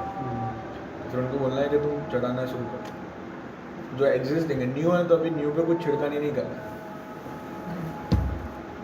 जो एग्जिस्टिंग समझ के 8 अप्रैल के बाद जो पोर्टल में जो अपने डालेंगे तो वो वाकिफ का ही नाम डालना है, इसमें नहीं, किधर की बात करते हो? उसमें अभी तक नाम जो है वाकिफ का है, वक़फ़ करने वाले का, अभी तक मस्जिद वक़फ़ के नाम पे चढ़ा नहीं है, तो वो चढ़ जाएगी ना, वही कह रहा हूँ। नहीं वहाँ तक अपने पोर्टल में किसका नाम रखना है? वहाँ पे तो पोर्टल में तो नाम नहीं लिखना है, अच्छा, मेरी बात समझो। मिसाल के तौर पर देखो ये प्रॉपर्टी कार्ड किसके नाम पे है, ये ट्रस्ट का नाम हो जाता है। इसमें देखो मुझे मैंने बोला ना, जो एनए हो जाती है उसके बाद ना टीपी नंबर होता है, सिटी सर्वे नंबर होगा उसमें, वो डालना है। टीपी नंबर नहीं होगा, फाइनल प्लॉट नंबर नहीं होगा, समझ में? क्षेत्रफल भी यहाँ लिखा होता है, तो ये सारी डिटेल तुमको यही मिल जाएगी प्रॉपर्टी। अब मिसाल के तौर पे ये बिन के दिन हो, ये चलो इस पर नाम आ गया इस्लाहुल मुस्लिमीन ट्रस्ट, तो फिर तो कोई मसला नहीं, मस्जिद से यहाँ पर भर देंगे, समझे? लेकिन यहाँ इसकी जगह पे यहाँ पे नाम है तुम्हारा या तो रेहान भाई का, पर रेहान भाई ने तो वक़्फ़ कर दी, तो उस सिलसिले में भी ये डिटेल भर देना है, सबमिट भी कर देंगे आप। लेकिन रेहान भाई को बोलना है कि भाई तुम वहाँ पे एंट्री चेंज करवाओ हमारे नाम, कि ये मैंने वक़्फ़ कर दिया, तो फिर वो यहाँ पे एंट्री पड़ेगी तुम्हारी, यहाँ पे रिकॉर्ड बनेगा नहीं चाहिए। तो पहले से ट्रस्ट के नाम पे तो कोई एंट्री नहीं, अभी रेहान भाई का नाम है तो फिर यहाँ पे एंट्री पड़ेगी कि यहाँ पे नाम फेरफार की डिटेल आएगी कि सो एंड सो रेहान भाई है, सो एंड सो वक़्फ़ ने वक़्फ़ करी से ट्रस्ट ने, समझ में आया? तो वो बेस पे यहाँ पे आदर करता में धारण करता मतलब ओनर नाम तुम्हारा इनका है। ये एक रेवेन्यू प्रोसेस है, ये लीगल प्रोसेस है, वक़्फ़ से कुछ लेना देना है, पर पेपर्स आपके रेडी हो जाएंगे, जो भी आपके पास जो फॉल्टी पेपर्स लेकर आ रहा है उसका वो रेडी हो जाएगा। तो उस सिलसिले में अगर ये वाकिफ़ और ट्रस्ट दोनों हयात है तभी काम आसानी से हो। अगर समझो कि वाकिफ़ मर गया, उस सिलसिले में तुमको उनके वारसदारों का नाम पहले चढ़वाना है और उन वारसदारों से वक़्फ़ हमें लेना है। पोर्टल में अपने किसका नाम होती है? जैसे रेहान भाई का नाम? हाँ, मेन जो फर्स्ट वाकिफ़ होगा, हाँ, समझ में? यहाँ पे अभी लैंड डिटेल्स में नाम नहीं लिखना है, डिटेल्स में तो यहाँ पे अगर लिखेंगे तो यहीं पे लिखेंगे नीचे, जैसे मैंने आपको बोला नहीं है। हाँ, वाकिफ की डिटेल। हाँ, यहाँ तो परचेस करा है तो कोई मसला नहीं है, पर वाकिफ़ ने दी है और वाकिफ़ की डिटेल भी है हमारे पास, तो यहाँ पे फिर वाकिफ़ का नाम लिख दिया करेगा। समझ में आया? अब रेहान भाई तो मर गए, उनके भाई उनके बेटे हैं मोइन भाई, तो फिर तुमको मोइन भाई को बोलने का कि एज अ वारसाई करके तुम्हारा नाम चढ़ाओ, उसके बाद तो हमको वक़्फ़ दो, क्योंकि तुम्हारा अब्बा ने हुक्म दी थी। समझ? अगर जनरली नेक लोग होंगे तो कर देते, वरना पर डिटेल तो भरना है, उनका वक़्फ़ खत भी करा, अगर नया हो रहा है तो वक़्फ़ खत करवा देंगे। नया वक़्फ़ खत मतलब कि ओरली करना है, लिख के करोगे तो फिर वो न्यू वक़्फ़ में रजिस्टर होगा, समझ में आया? तो न्यू नहीं करवाना, उसको उसके नाम गिराना, ओरली करवाने का। ओरली मामलतदार है तो कलेक्टर के ऑफिस में जाकर बोलना कि ये वक़्फ़ की प्रॉपर्टी हमने हमारे वादे ने इनको वक़्फ़ कर दिया, उस सिलसिले में यहाँ पे फिर ये एकदम आसान चीज़ है। ये सेम चीज़ नीचे वापस से भरने की लैंड रिकॉर्ड, यही चीज़ as it is copy paste. अब यहाँ पे 4 साइड लिखना है। नॉर्थ में अगर म्यूनिसिपल स्कूल है तो म्यूनिसिपल स्कूल, ये तो जो जनरली जो प्रेजेंट होता है वो, अगर मेन रोड है तो मेन रोड, फिर ऐसा कुछ हुआ घर हो तो रेसिडेंशियल एरिया, मार्केट हो तो मार्केट, दुकान हो, उस तरीके से जो प्रेजेंट तुम्हारा सिचुएशन है, ठीक है, ये डिटेल्स भर देंगे। फिर यहाँ पे ये प्रॉपर्टी की ये निकल जाता है उसमें से NER वार, बहुत फ्री हो ना तब ढूंढ के करना है, वरना इसको भी नो करके निकालते हैं, कंपलसरी नहीं है। फिर इसको वापस यहाँ पे सेव करेंगे तो ये प्रॉपर्टीज़ की डिटेल सेव हो जाएगी। लेकिन यहाँ पे एक चीज़ ये ध्यान रखना कि एक सर्वे नंबर जब भरो ना तो वो कंफर्म हो, उसके बाद ही सेव करना, ना फिर ये चेंज नहीं कर पाओगे। तो एक लीज है या क्या है पता, पर नहीं वो नहीं होता सर। तो मैंने ये सेव कर दिया ना, पर यहाँ पे ये नंबर था ही नहीं सर्वे नंबर। मैं इसको डिलीट करूँगा तो यहाँ भी दिखाएगा डिलीट, पर इसको वापस लॉगिन करूँगा तो नंबर वहीं रहेगा। तो यहाँ पे जो चीज़ ये ध्यान रखना है वो सर्वे नंबर का है और प्लॉट नंबर। एक बार जो इनपुट कर देंगे वही रहेगा। जैसे हमने एक केस में ऐसा करा था कि 2 नंबर थे ना, ये नंबर थे, 2 नंबर भी आ गए, तो हमने साथ में ऐसे लिख दिया। अब नहीं हो रहा है सच, तो हमने कॉमा करके यहाँ पे ऐसा कॉमा करके यहाँ पे ऐसा नंबर लिख दिया। अब नहीं हो रहा है यहाँ पे सब क्लियर करके नंबर वाला ये करके हमने यही नंबर लिख दिया, तब वो ऐसी चीज़ ही रहेगा। जबकि ये करना था कि 299 यहाँ पे होता और 2000 नीचे होता, वो भी नहीं होता। चलो हो गया होगा क्लियर, इन लोगों ने ग्लिच क्लियर करा, कॉमन नहीं हो रहा, ठीक है, इतना क्लियर हो गया। फिर अब आता है ये इम्पोर्टेंट है, लीज ऑफ द वक़्फ़, यानी भाड़ा। अब इसमें यस करना है, अगर भाड़े पे है तो प्रॉपर्टी, मस्जिद भाड़े पे नहीं होती, लेकिन मैंने समझा कि मस्जिद के साथ जो कनेक्टेड दुकानें बनाई जाती वो हो तो फिर भी यहाँ पे यस करना, नहीं है नहीं तो इजी हो जाता है, नो करके तुमको आगे बढ़ जाना, पर है तो यहाँ पे यस करें। अब इसमें भी दो शकल है, लीजिंग ऑफ वक़फ़, तो कैसी है वो, इस पर दो ऑप्शन है, फुल्ली लीज्ड और पार्शली। फुल्ली यानी कि पूरी, तो मस्जिद की शक्ल में तो पूरी हो ही नहीं सकती, तो पार्शली। तो मदरसा है तो मदरसा में अपने फर्स्ट, जैसे ये अपनी बिल्डिंग है तो नीचे वाली जगह को हमने दुकानें बना दी है और मदरसा हमारा फर्स्ट फ्लोर से, तो इस सिलसिले में अपने इसको पार्शली करेंगे, समझ में आया? तो मेन प्रॉपर्टी के साथ कोई कनेक्टेड है तो उसमें पार्शली करना है, या तो सिर्फ प्रॉपर्टी में तुम्हारे पास सिर्फ एक दुकान ही है वक़फ़ में, न तुमने उसको भाड़ू पे दे दिए तो उसको फुल लीज करना है। हाँ, अलग अलग से अलग होगी, अलग होगी तो उसका प्रॉपर्टी अलग ऐड करना है, मस्जिद है उसका फिर वो अलग दुकान है, तो वो अलग है तो वो प्रॉपर्टी अलग है। यहाँ अभी जो बात करते हैं ना वो ये है कि यहाँ पे जो प्रॉपर्टी हम सिलेक्ट कर रहे हैं, इस प्रॉपर्टी के साथ एग्जैक्ट कनेक्टेड प्रॉपर्टी कौन सी है उसकी डिटेल बताना है। पूरी तो आपकी मिल्कियत अलग थी ना, हाँ बस, अलग मिल्कियत, अलग सर्वे नंबर। तो उसमें तो फिर क्या करना है, जैसे ये मकतब अपन सिलेक्ट कर, ये मकतब है, ये दोनों रूम मकतब है, लेकिन एक रूम हमने भाड़े पे दे दिया तो वो पार्शली हो जाएगा। हाँ वो पार्शली, नहीं मतलब अलग अगर है, मतलब सामने वाला घर है, वो दूसरी प्रॉपर्टी। हाँ, तो वो अलग इसमें मैं वही इसमें समझा, कुछ नहीं करने का ना, इसमें कुछ नहीं उसका करना। इसमें जितनी प्रॉपर्टी होगी उतनी प्रॉपर्टी की डिटेल्स हमको ये सब में फिल करना है बार बार। फुली लीज का क्या है? पूरी प्रॉपर्टी लीज को तो पूरी प्रॉपर्टी देना है। मिसाल के तौर पर बहुत सारी मस्जिदें ऐसी होती है जो मस्जिद से कनेक्टेड प्रॉपर्टी तो होती है, पर उसके बाद भी वो लोग परचेस करते अलग से कि वक़फ़ का इनकम जनरेट हो। तो समझो कि मेरी ये समझो कि अभी जो प्रॉपर्टी पर अपन बैठे हैं वो मस्जिद है और उसके नीचे वाला हिस्सा दुकान है, तो ये मस्जिद की दुकानें कहलाई, लेकिन अब मस्जिद का खर्च चल नहीं रहे और हमको इनकम जनरेट करना है, और हमने एक और प्रॉपर्टी ले ली मार्केट में यहाँ से मंगल बाजार में, समझ में? तो ये प्रॉपर्टी अलग हो गई, मस्जिद वाली प्रॉपर्टी से पूरी डिफरेंट हो गई, और वो पूरी दुकान हमने रेंट पे दे दी है मस्जिद की अपन अलग जगह पे।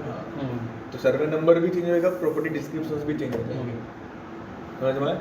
तो यहाँ पे जो लीज का जो क्वेश्चन है ना, वो वही लीज की बात हो रही है जो प्रॉपर्टी से अटैच्ड और तुमने लीज दिया। तो फिर उस मामले में तो नो हो जाएगा ना, यस होगा ना, यस होगा, वो पार्शली हो जाएगा ना। नहीं अगर अलग अलग जगह पे दी है हाँ तो उसमें यहाँ पे नो, अगर प्रेजेंट प्रॉपर्टी पे कोई रेंट पे है ही नहीं, टेनेंट है ही नहीं, तो यहाँ पे नो। मैंने वो तो पहले ही बोला ना कि नहीं है तो फिर नहीं करना है, लेकिन है तो क्वेश्चन आता है ना। मतलब वही हमारा वहाँ क्या है एक जगह पे। अब इसमें भी दो शक्ल है, अब लीस्ट पे है तो ये डिटेल्स हमको चाहिए कि किसको दिए, तो हमने डेमो में आपको दिए, समझ में उसका एड्रेस दिया,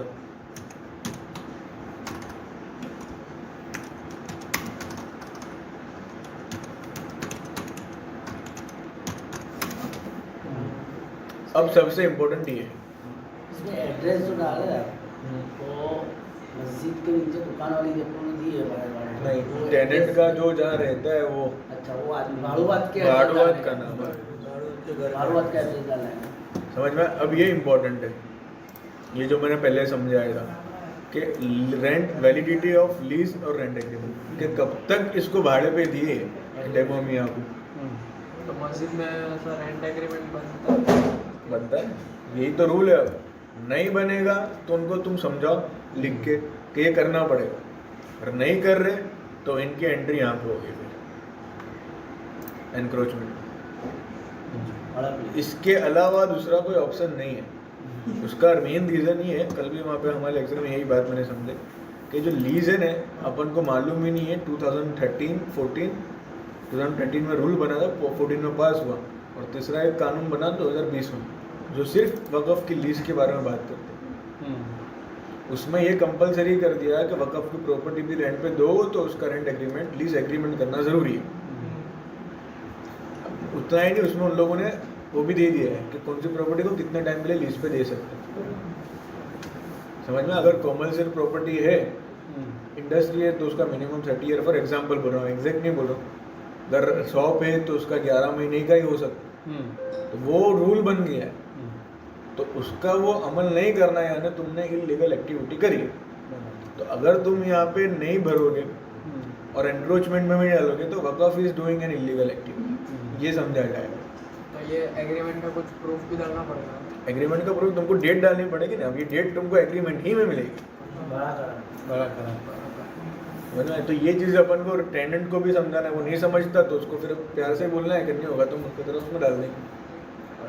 और मोस्टली बदत करा अभी तो सब कर क्योंकि ये एक्टिव है उसके बाद। 2-4 વર્ષથી समझ में आया? तो यहाँ पे अभी समझ लो कि इसका ये महीने में ख़त्म है तो उसका वैलिडिटी डाल दिया, उसका जो रेंट है वो डाल देंगे। समझ लो, अभी ये तो एक भाड़ुआत हो गया। अब समझो कि मस्जिद के साथ बहुत सारे भाड़ुआत है कनेक्टेड, एक की जगह पे 2 दुकान पर। तो फिर सबका एक-एक हाँ तो भी रह रहे हो तो भी, जैसे इमाम को भी भाड़े पे दिया हो, नहीं है तो उसका आसान तरीका है नौ इस तरह करके का चला बताया है जाएगा। कि तुम एग्रीमेंट उनको समझाओ, नहीं है तो जो मैं अलग बोला तरीके से समझाओ, नहीं है तो फिर एक नोटिस निकाल दो। एडवोकेट की ज़रूरत नहीं है, तुम जो मस्जिद का जो तुम्हारा ट्रस्ट है वो ट्रस्ट के जो मेंबर है वो अपने नाम से साइन करके उनको नोटिस दे देवे। वही नोटिस उनकी 3 दिन की नोटिस देने की, वही नोटिस उनके घर पे भी लगा के उसके भी फोटो नो क्लिक करेंगे। जो प्रॉपर्टी है रहने वाली वो सब होता है। अगर वो नहीं है उसमें लिख देने का, अगर 3 दिवस में नहीं करो तो हमें दबाव मेरे साहब इसमें प्रॉब्लम ये होती है, पुराने लोगों ने भी यही करा है। तो प्रॉब्लम ये होती है कि अभी जो इमाम साहब है उनसे तुम्हारी बहुत अच्छी ताल्लुकात है, इमाम साहब बिल्कुल नहीं करेंगे। और समझो कि उनकी औलाद ऐसी अड़ियल बन गई ना, उसने खालिद नहीं करी है, अच्छा हाँ तो फिर तुम्हारा एक लोड लेके चलना है। लोड लेके चलो। नहीं तो यही गुमान में करना है कि नहीं करेंगे, उनकी औलादें भी नहीं करेंगे। और ये मस्जिद की सेफ्टी के लिए एग्रीमेंट करना जरूरी है। वक़फ़ की प्रॉपर्टी की हाँ, वक़्फ़ की प्रॉपर्टी के लिए। समझ में आया? जैसे हमारे भी एक प्रॉपर्टी में 60 है टोटल, तो हम लोग यहाँ पे प्लस करके ऐड करते ही जाएंगे। ये एक हेक्टिक काम आ जाता है और ये करना पड़ेगा। अब उसके बाद 11 महीने का ही होगा, उससे ज़्यादा का नहीं होगा। लोग 11 महीने में वो लोग करने के लिए वो एक्सेप्शनल केसेस में होगा कि तुमने कोई इंडस्ट्रियलाइज जगह लेके इंडस्ट्री बनाने दी, उसमें 20-30 साल का लीज पे जाता है, 30 साल में। पर जनरली अपना वो नहीं होता। तो ये समझ लो कि हमने ये भर दिया, अपने 3 भाड़ुआत हैं। अब उसमें भी ये देखना है कि 3-4 भाड़ुआत है और 3 के साथ एग्रीमेंट है और चौथे के साथ नहीं है, तो वो चौथा फिर वापस एनक्रोचमेंट में लिखना है। समझ में आया? तो डिलीवरिंग, अब इसके बाद हमको यहाँ पे ये कंपलसरी है भरना डिटेल रेंट इसका। और मेरे इतने 2 के भर है, 3 जने भाड़ू होते हैं, 2 के भर है, तीसरे का नहीं मिल रहा है, तीसरे को अपना तो तीसरा को ये करो, सबमिट करने से पहले उसके एक बार मुलाकात करके उसको बोलना कि ज़रूरी हो चुका है। नहीं, तो फिर ये यहाँ पे कैसे फिर मतलब कैंसिल कर दूँ ये फॉर्म, इतना आगे का तो सेव ड्राफ्ट किया हाँ है, तो ये भी सेव कर सकते हो ना यहाँ पे। तो फिर इसमें चेंज होगा। हाँ इसमें चेंज होगा, वो सर्वे नंबर में नहीं हो रहा है। अच्छा हाँ, तो ठीक है। समझ में आया? तो यहाँ पे हमने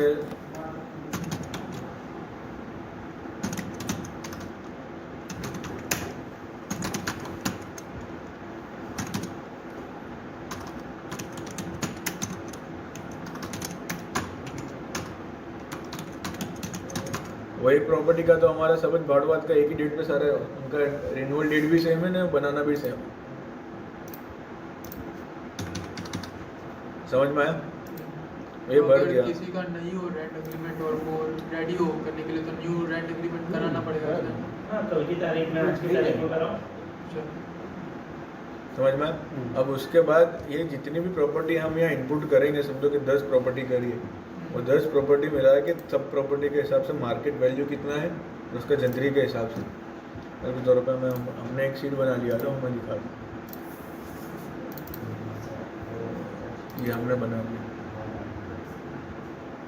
अभी तक हमने जो चालू है ये काम, ये हमने सबकी एंट्रीज डाल दी, उनका कब ख़त्म हो रहा है वो डाल दिया, उनका मंथली रेंट डाल दिया, उनका एरिया डाल दिया। अपने एरिया के हिसाब से हमने मार्केट वैल्यू और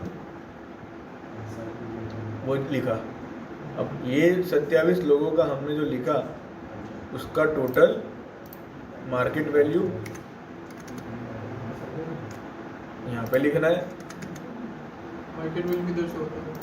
वो अंदाज़ा लगाना पड़ेगा, जैसे कि कोई तुम्हारे पास अभी वो प्रॉपर्टी खरीदना तो उसको कितने में बेचोगे, अच्छा, हाँ। वो दो मार्केट भाव अलग होते हैं, वो के साथ वो जो भी तुम्हारे बड़े हैं उनको पता होगा, तुम्हारे फादर को भी पता होगा कि आज तुम्हारे फादर कोई जगह खरीदते हैं तो मकान तुम लेते हो 50 लाख, और ये जंतरी के हिसाब से दस्तावेज होता है 12 लाख रुपए, तो 12 लाख रुपए जंतरी गवर्नमेंट की जो रेवेन्यू रिकॉर्ड के हिसाब से जंतरी जारी करी जाए तो उसके हिसाब से रेट निकलता है। एरिया के हिसाब से वो आइडिया आ तो ये जाएगा। हमने ही इसके लिए बनाया कि ये टोटल करना ईजी है यहाँ, सब डिटेल अभी जितनी भी हम डालेंगे तो लास्ट में हो जाता है टोटल।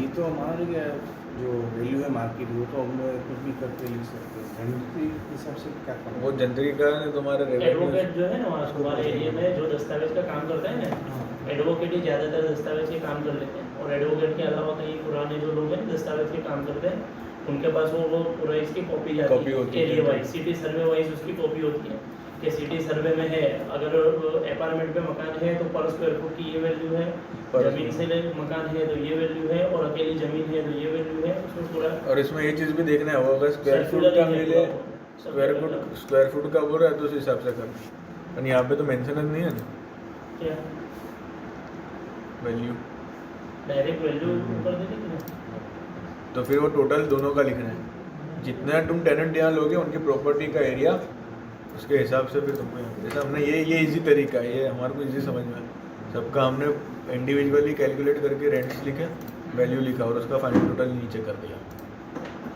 तो कॉपी पेस्ट सीधा यहाँ पे हो जाता है।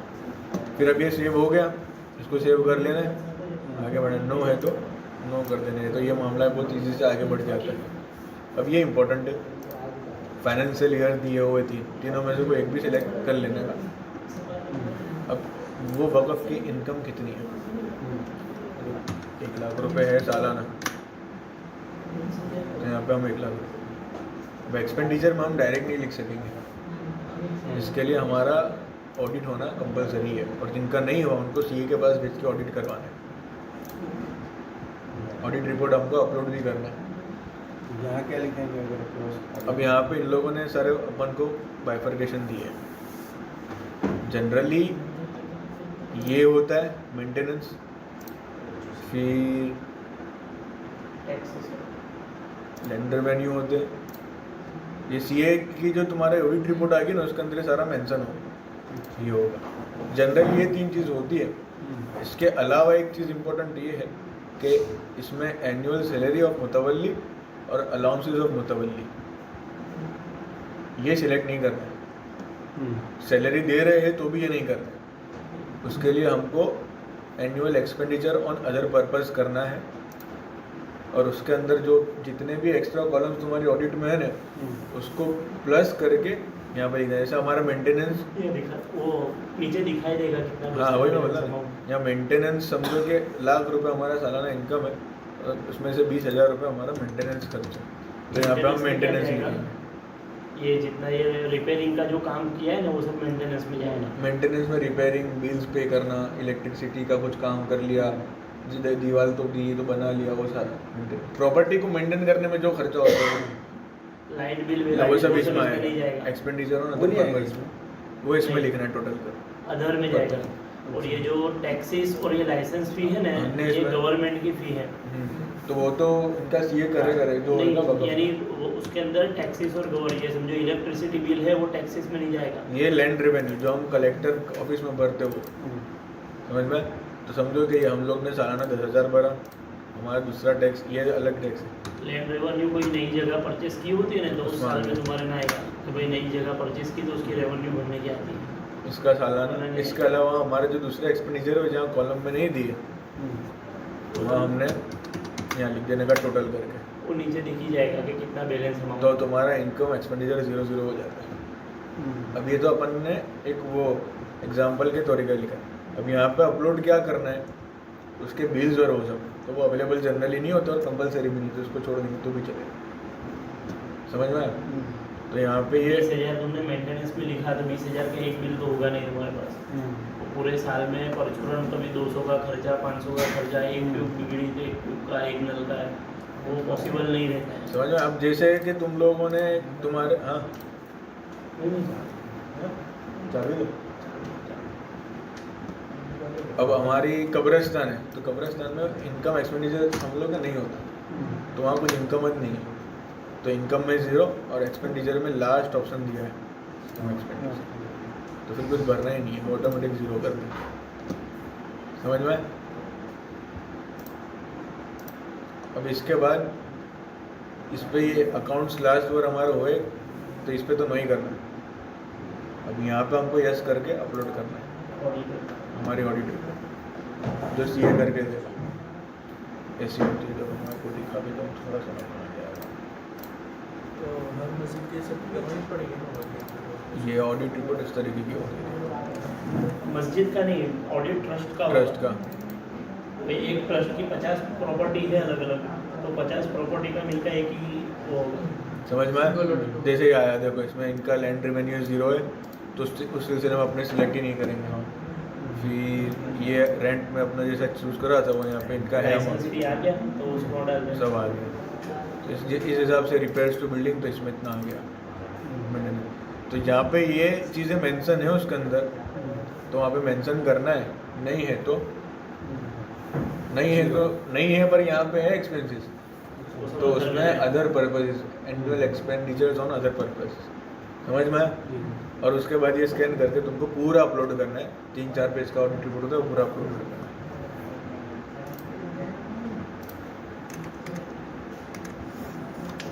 ठीक है, फिर इसको यहाँ पे अपलोड कर देंगे। ये हर बार अपलोड करना पड़ेगा। ऑडिट रिपोर्ट अपने मुतवल्ली से मांगे या फिर अपने मुतवल्ली को बोलने का कि तुम तुम्हारे सीए के पास करवा लो, जितना ऑडिट पेंडिंग तो मोस्टली करवाते ही है और उनको पता तो होता ही है, क्योंकि Good. वॉकआउट में भी कुछ काम होता है तो ऑडिट रिपोर्ट मांगते हैं। हमारे लेटेस्ट वाला कंपलसरी चाहिए। समझ? अब ये देखना है कि हर बार आपको अपलोड करना ही पड़ेगा, या तुम सेव करके लॉग आउट भी करोगे ना तो ये बनना ही पड़ेगा। तो हर बार डॉक्यूमेंट सेव ही रखना है, जैसा हम लोग रख रहे हैं वैसा सेव ही रखना है। यानी डॉक्यूमेंट अपलोड एक बार कर दिए फिर वो अपलोड नहीं देता। अगर अपलोड करने के बाद तुरंत तुमने सबमिट किया है तो ही, अगर सबमिट नहीं किया, सेव करके छोड़ दिया, तो फिर तुम नए से लॉगिन करोगे तो वो डॉक्यूमेंट फिर से अपलोड करना पड़ेगा। खास करके यहाँ पे तो होता है, ऑडिट तो होता ही है। डीएलएल ड्राफ्ट में डॉक्यूमेंट सेव नहीं होंगे। दूसरे सब हो जाते हैं, ये नहीं होगा। ऑडिट तुमको रखना ऑडिट है। रिपोर्ट सेव नहीं होगा। उसका एक सर्कल आसान यही है कि आप लोग भी जब बताने बैठो कंप्यूटर पे तो ऐसे अकाउंट्स बना लो, जो भी तुमको अप्रोच करता है वो, और उसमें सेव करते रहो कि बार बार तुम उनको भी डिस्टर्ब ना करो। फिर ये हो गया। इनकम के बाद आ गई गवर्नमेंट लैंड इंफॉर्मेशन। ये जनरली नहीं होता है, पर कभी यस तब करना है कि हमारी प्रॉपर्टी गवर्नमेंट की कब्जे में, वक़्फ़ की गवर्नमेंट की। समझ में? अब इसमें भी दो चीज़ है, ये तो मुस्लिम्स को एप्लीकेबल ही नहीं है, ये आदिवासियों के लिए। जनरली वो प्रॉपर्टी इसमें यस भी करोगे ना, तो मुझे मैंने थोड़ा पढ़ा भी है, तो वो वक़्फ़ गिनाएगा ही नहीं, क्योंकि आदिवासी का नए कानून ने बंद कर दिया वक़्फ़ देना, नहीं दे सकते वो उनकी प्रॉपर्टी। तो इसमें नहीं रखना है। ये चीज़ हो सकती है कभी आर्कियोलॉजिकल सर्वे में हमारी प्रॉपर्टी को एंशिएंट जामा मस्जिद और वो सब हो सकती है, वो लिख दें, वो प्रॉपर्टी तो हमारी है पर अब गवर्नमेंट के पास है, तो उसकी डिटेल्स यहाँ भरना है। जैसे जामा मस्जिद अक्सर पुरानी होती है, तो अगर आर्कियोलॉजी में चली गई है तो आर्कियोलॉजी में नहीं है, उसका सब टोटल तो फिर ये भी ना। कारोबार अपने पास है तो फिर वो नहीं है। तो भी नो। समझ? इसमें दो चीज़ है, एक नंबर पे कि तुम्हारी जमीन तो कहीं सरकार ने होता है भी- कि भाई कब्रिस्तान के अंदर तुम सुनोगे कि गांव के कब्रिस्तान में ना 5 एकड़ जमीन बाप दादा की चलती थी, पर अभी हाथ में 4 एकड़ 1 एकड़ तो भाई सरकार खाते खालसा हो गई है, श्री सरकार खाते उधार हो गई है। और रेवेन्यू रिकॉर्ड में और प्रॉपर्टी कार्ड में भी सरकार का नाम है, तो वहाँ ये आएगा कि वक़्फ़ सेकंड वाला वक़्फ़ नहीं, sorry, government has encroach Waqf. Property अब कौन सी गवर्नमेंट ने करी है वो करी है, तो फिर वो भी उसका यहाँ पे वो मेंशन पुराने करो। डॉक्यूमेंट रखने पड़ेंगे। केंद्र सरकार हो तो केंद्र, स्टेट हो तो स्टेट, म्यूनिसिपैलिटी हो म्यूनिसिपैलिटी तो गांव में पंचायत होती है, शहरों में म्यूनिसिपैलिटी, ज़्यादातर यही डॉक्यूमेंट। अगर कोई बॉडी है जैसे कि स्टेट मिनिस्ट्री में आती है, उन्होंने ले ली, जैसे हाईवे हो गया, हाईवे वाले ने ले ली तो सेंट्रल गवर्नमेंट ली जाएगी, वैसा वो मिनिस्ट्री के हिसाब से डिफाइन करना है। अगर कुछ समझ में नहीं है तो उनके साथ कोई अंडर में कोई ऑफिस काम कर रही है, उनका आ जाएगा। फिर उसके बाद कोई ऐसी बॉडी जो सेंट्रल या तो स्टेट की हो, पर जो कहीं मेंशन नहीं हो रही, ऑटोनोमस बॉडी, खुद मुख्तियार। समझ में? और कोई एक ऑर्गेनाइजेशन या इंस्टीट्यूशन जो उसके अंडर काम कर रहे हैं, तो सिलेक्ट करना है। जनरली नहीं होता है। नवसारी में है कोई पुरानी प्रॉपर्टीज वगैरह में, शायद नहीं। नहीं वो ये है तो ये सीधी सैयद की जारी है, वो सब है। फिर दिल्ली की जामा मस्जिद है, जिसका फिर है ना जो आर्कियोलॉजी में चले जाएगा तो इमाम और मौजिन उनका पगार है ना मुतवल्ली का, वो भी गवर्नमेंट पे कर रही है फिर उसको, यानी वो पोजीशन अपने में नहीं होगी नहीं। अभी ये पे मेन एनक्रोचमेंट गवर्नमेंट है, एलियनेशन ने इनकम्बरेंस में इसका अपनी सीधी भाषा में कि अपनी वक़्फ़ की प्रॉपर्टी को दबा लिए कोई नहीं, बेच दिए या तो उसके ऊपर बोझा बना दिया। तो ऐसा कुछ हमारी प्रॉपर्टी के साथ हुआ है, सिर्फ एनक्रोचमेंट की बात नहीं है यहाँ पे, समझ में? तो उसमें यस करना है। प्रोसेस एनक्रोचमेंट का नेचर क्या है? तो अगर समझो कि दुकान मैंने तुमको भाड़े पे दी मेरी मस्जिद की, और उसके बाद तुम्हारे घर तुम्हारे बच्चे आए, तो तुम्हारे बच्चे अब बेच तो नहीं सकता, फिर भी उसने बेचान करा करके बेच दिए, तो उस सिलसिले में हमको एलियनेशन पे चेक करना है, यानी कि तुमने प्रॉपर्टी को बेच दिए बेचान करार करके, तो उसमें ये एनक्रोचमेंट मतलब दबाण हुई है, एनकम्बरेंस मतलब लोन ले लिए समझो किसी ने वक़्फ़ की, तो एनकम्बरेंस है। ये चीज़ तो ये इम्पोर्टेंट नहीं है, एनकम्बरेंस मतलब जनरली इसमें हम लोग ये सिलेक्ट करते हैं, यही आता है कि दबाण हो गई, तो फिर कितनी दबाण हुई उसकी डिटेल लिखना है। ये दबाण यानी जो भाड़ा करार तुम्हारे से नहीं करेंगे ना उसको तो यहाँ आना है। एनक्रोचमेंट में डालना ही पड़ेगा। दो ही रास्ते हैं तुम्हारे पास, या तो तुम उसको भाड़ुआत दिखाओ, भाड़ा करार रजू करके तुम उसकी वो दिखाओ, अगर वो नहीं है तो फिर सीधा इंक्रोचमेंट दबाण दिखाओ। ये उनको है ना नोटिस दो, नोटिस में ये चीज़ लिख देने की भाई आ રીતનું એ છે, એમાં કમ્પલસરી ભાડા કરાર છે, જો તમે ભાડા કરાર કરવામાં તમારે નહીં આવે તો તમને દબાણ કરતા તરીકે તમને कुछ जगह ऐसी होती है कि वो पहले से ही वो 80 साल पुरानी हमारे पास है वो केस, 80 साल पुराने भाड़ुआत है, क्या करें? उसकी तीसरी पीढ़ी भाड़ा अभी भी देते नहीं है तो एनक्रोचमेंट ही अगर सीधा भाड़ा है। नहीं देते तो वो सीधा दबाण ज है ना, जी। भाड़ा नहीं देते मतलब दबाण है। हमारे पास तो ऐसे है कि 80-90 साल तीसरी चौथी पीढ़ी अभी रहती है, कई प्रॉपर्टी प्रॉब्लम ये आएगा कि उसका क्लेमेंट ना वक़्फ़ बनेगा ना दबाण करता, वो प्रॉपर्टी चली जाएगी। क्लेम कौन कर रहा है? वो करेगा तो उसको भाड़ा करार देना पड़ेगा। अच्छा यहाँ सॉरी एरिया आएगा कितना लिया, मतलब मस्जिद की समझो कि 2000 स्क्वायर मीटर थी पूरी जगह, उसमें से 5 स्क्वायर मीटर उसने दबाण कर दी, जो दुकान का एरिया होगा वो, तो यहाँ पे वो एरिया लिखना है, समझ में आया? फिर यहाँ पे उसका नाम समझ में आया?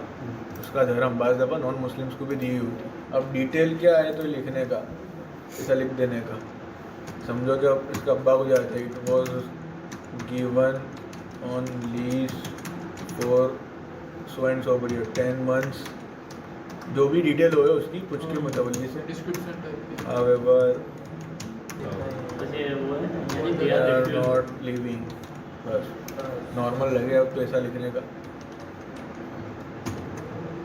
या तो लिख देने का after completion also they have been encroaching.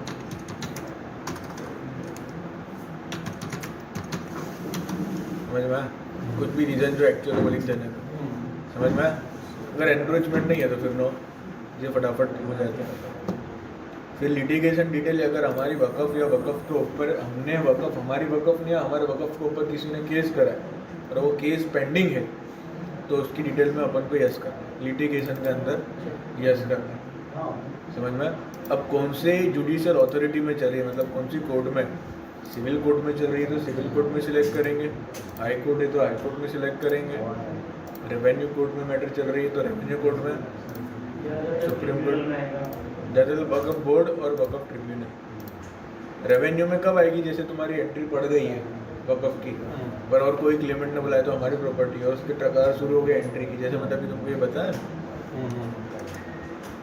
यहाँ पे अब उन्होंने एप्लीकेशन दी तो एंट्री पड़ती है, तो ये पूरा प्रोसेस है क्या, तुमने एप्लीकेशन दी उसके बाद वो नोटिस काटेंगे, पब्लिक नोटिस देंगे, फिर उसके दरमियान में कोई ऑब्जेक्शन आएगा ना तो फिर वो तुम्हारा केस में ट्रांसफ़र हो जाएगा और उसकी केस चलेगा, उसके बाद वो ऑर्डर करेगा कि हाँ ये हकदार है तो इसका नाम चढ़ना चाहिए, तो उसका नाम चढ़ेगा। तो अगर इसी कोई प्रोसीडिंग पेंडिंग है तो रेवेन्यू में आएगा, पर ज़्यादातर यही दो चीज़ होती है, वक़्फ़ बोर्ड और वक़्फ़ ट्रिब्यूनल, और इसमें भी क्या आएगा, एनक्रोचमेंट वाला ज़्यादा चल रहा है, समझ में आया? तो वक़्फ़ समझ लो कि अपना केस वक़्फ़ ट्रिब्यूनल में, तो वक़्फ़ ट्रिब्यूनल सिलेक्ट करेंगे। उसके बाद किस सिलसिले में चल रहा है, तो एलियनेशन जैसा मैंने बताया ना, किसी ने गैर कायदेसर हमारी प्रॉपर्टी बेच दी है, कोई मामला छेतरपिंडी का हुआ है हमारे वक़्फ़ के साथ, तो क्रिमिनल बनता है।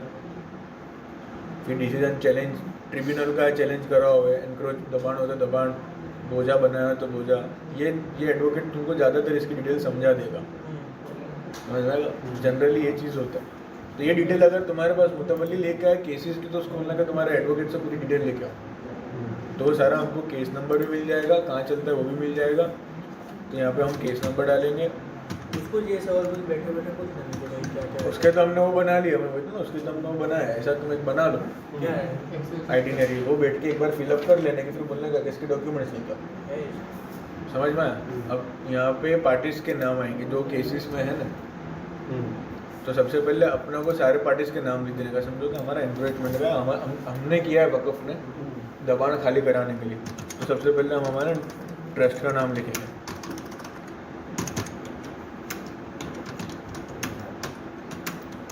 ये सारे जो डिटेल अगर आप समझ में आया, इसका भी मुस्लिम करेंगे, जितनी भी पार्टीज हो ना उसका लिखने का है। जैसे अब उसके बाद मुतवल्ली जो इन्वॉल्व है केस में, जिसने केस करा है,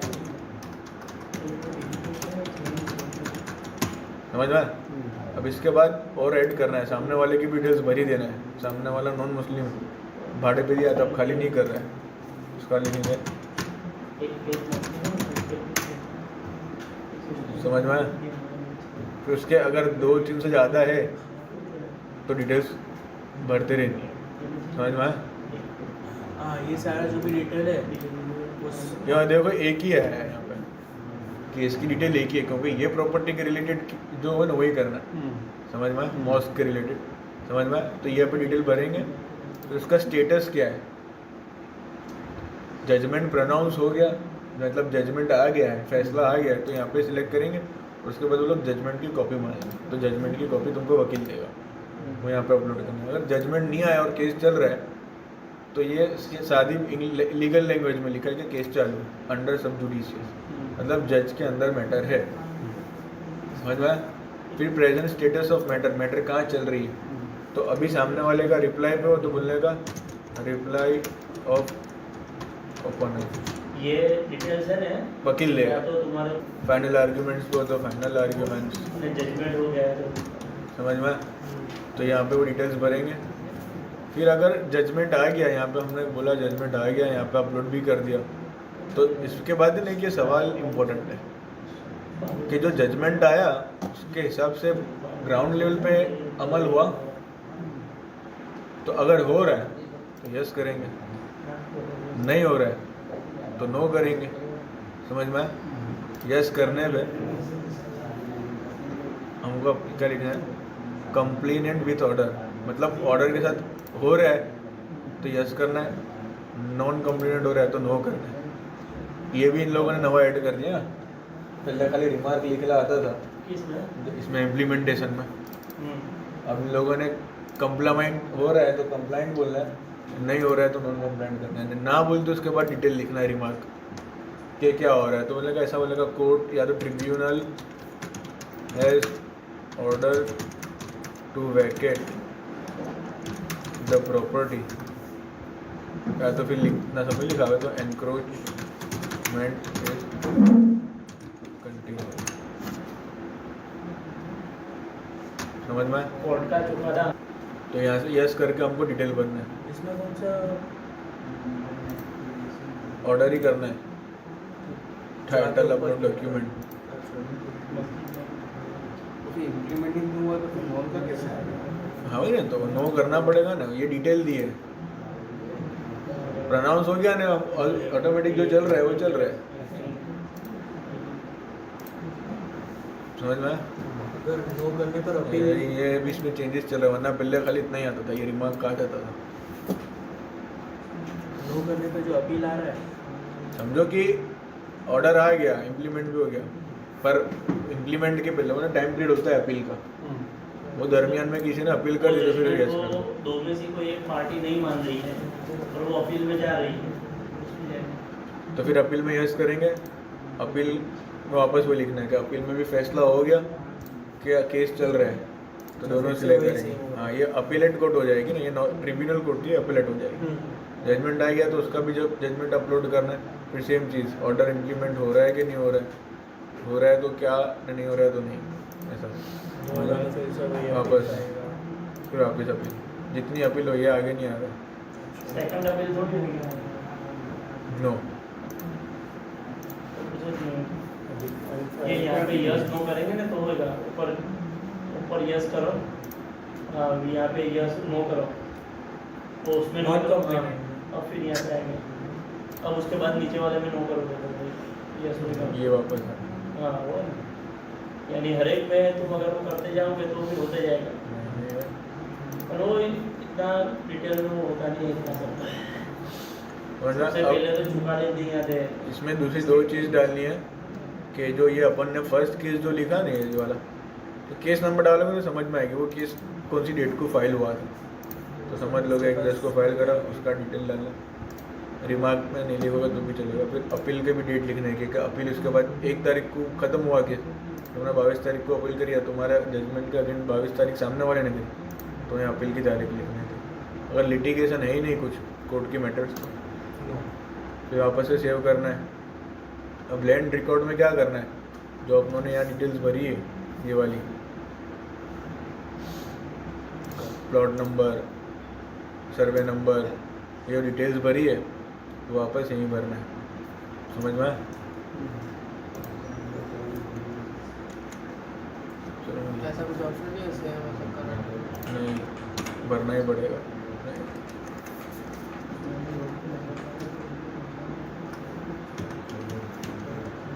प्लॉट नंबर 0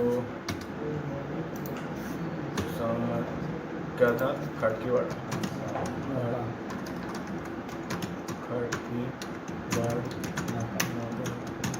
रोड, क्या गली थी,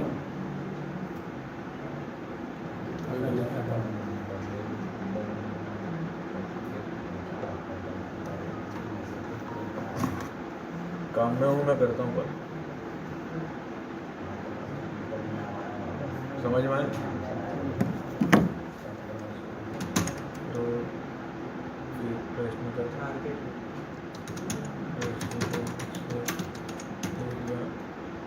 ईस्ट में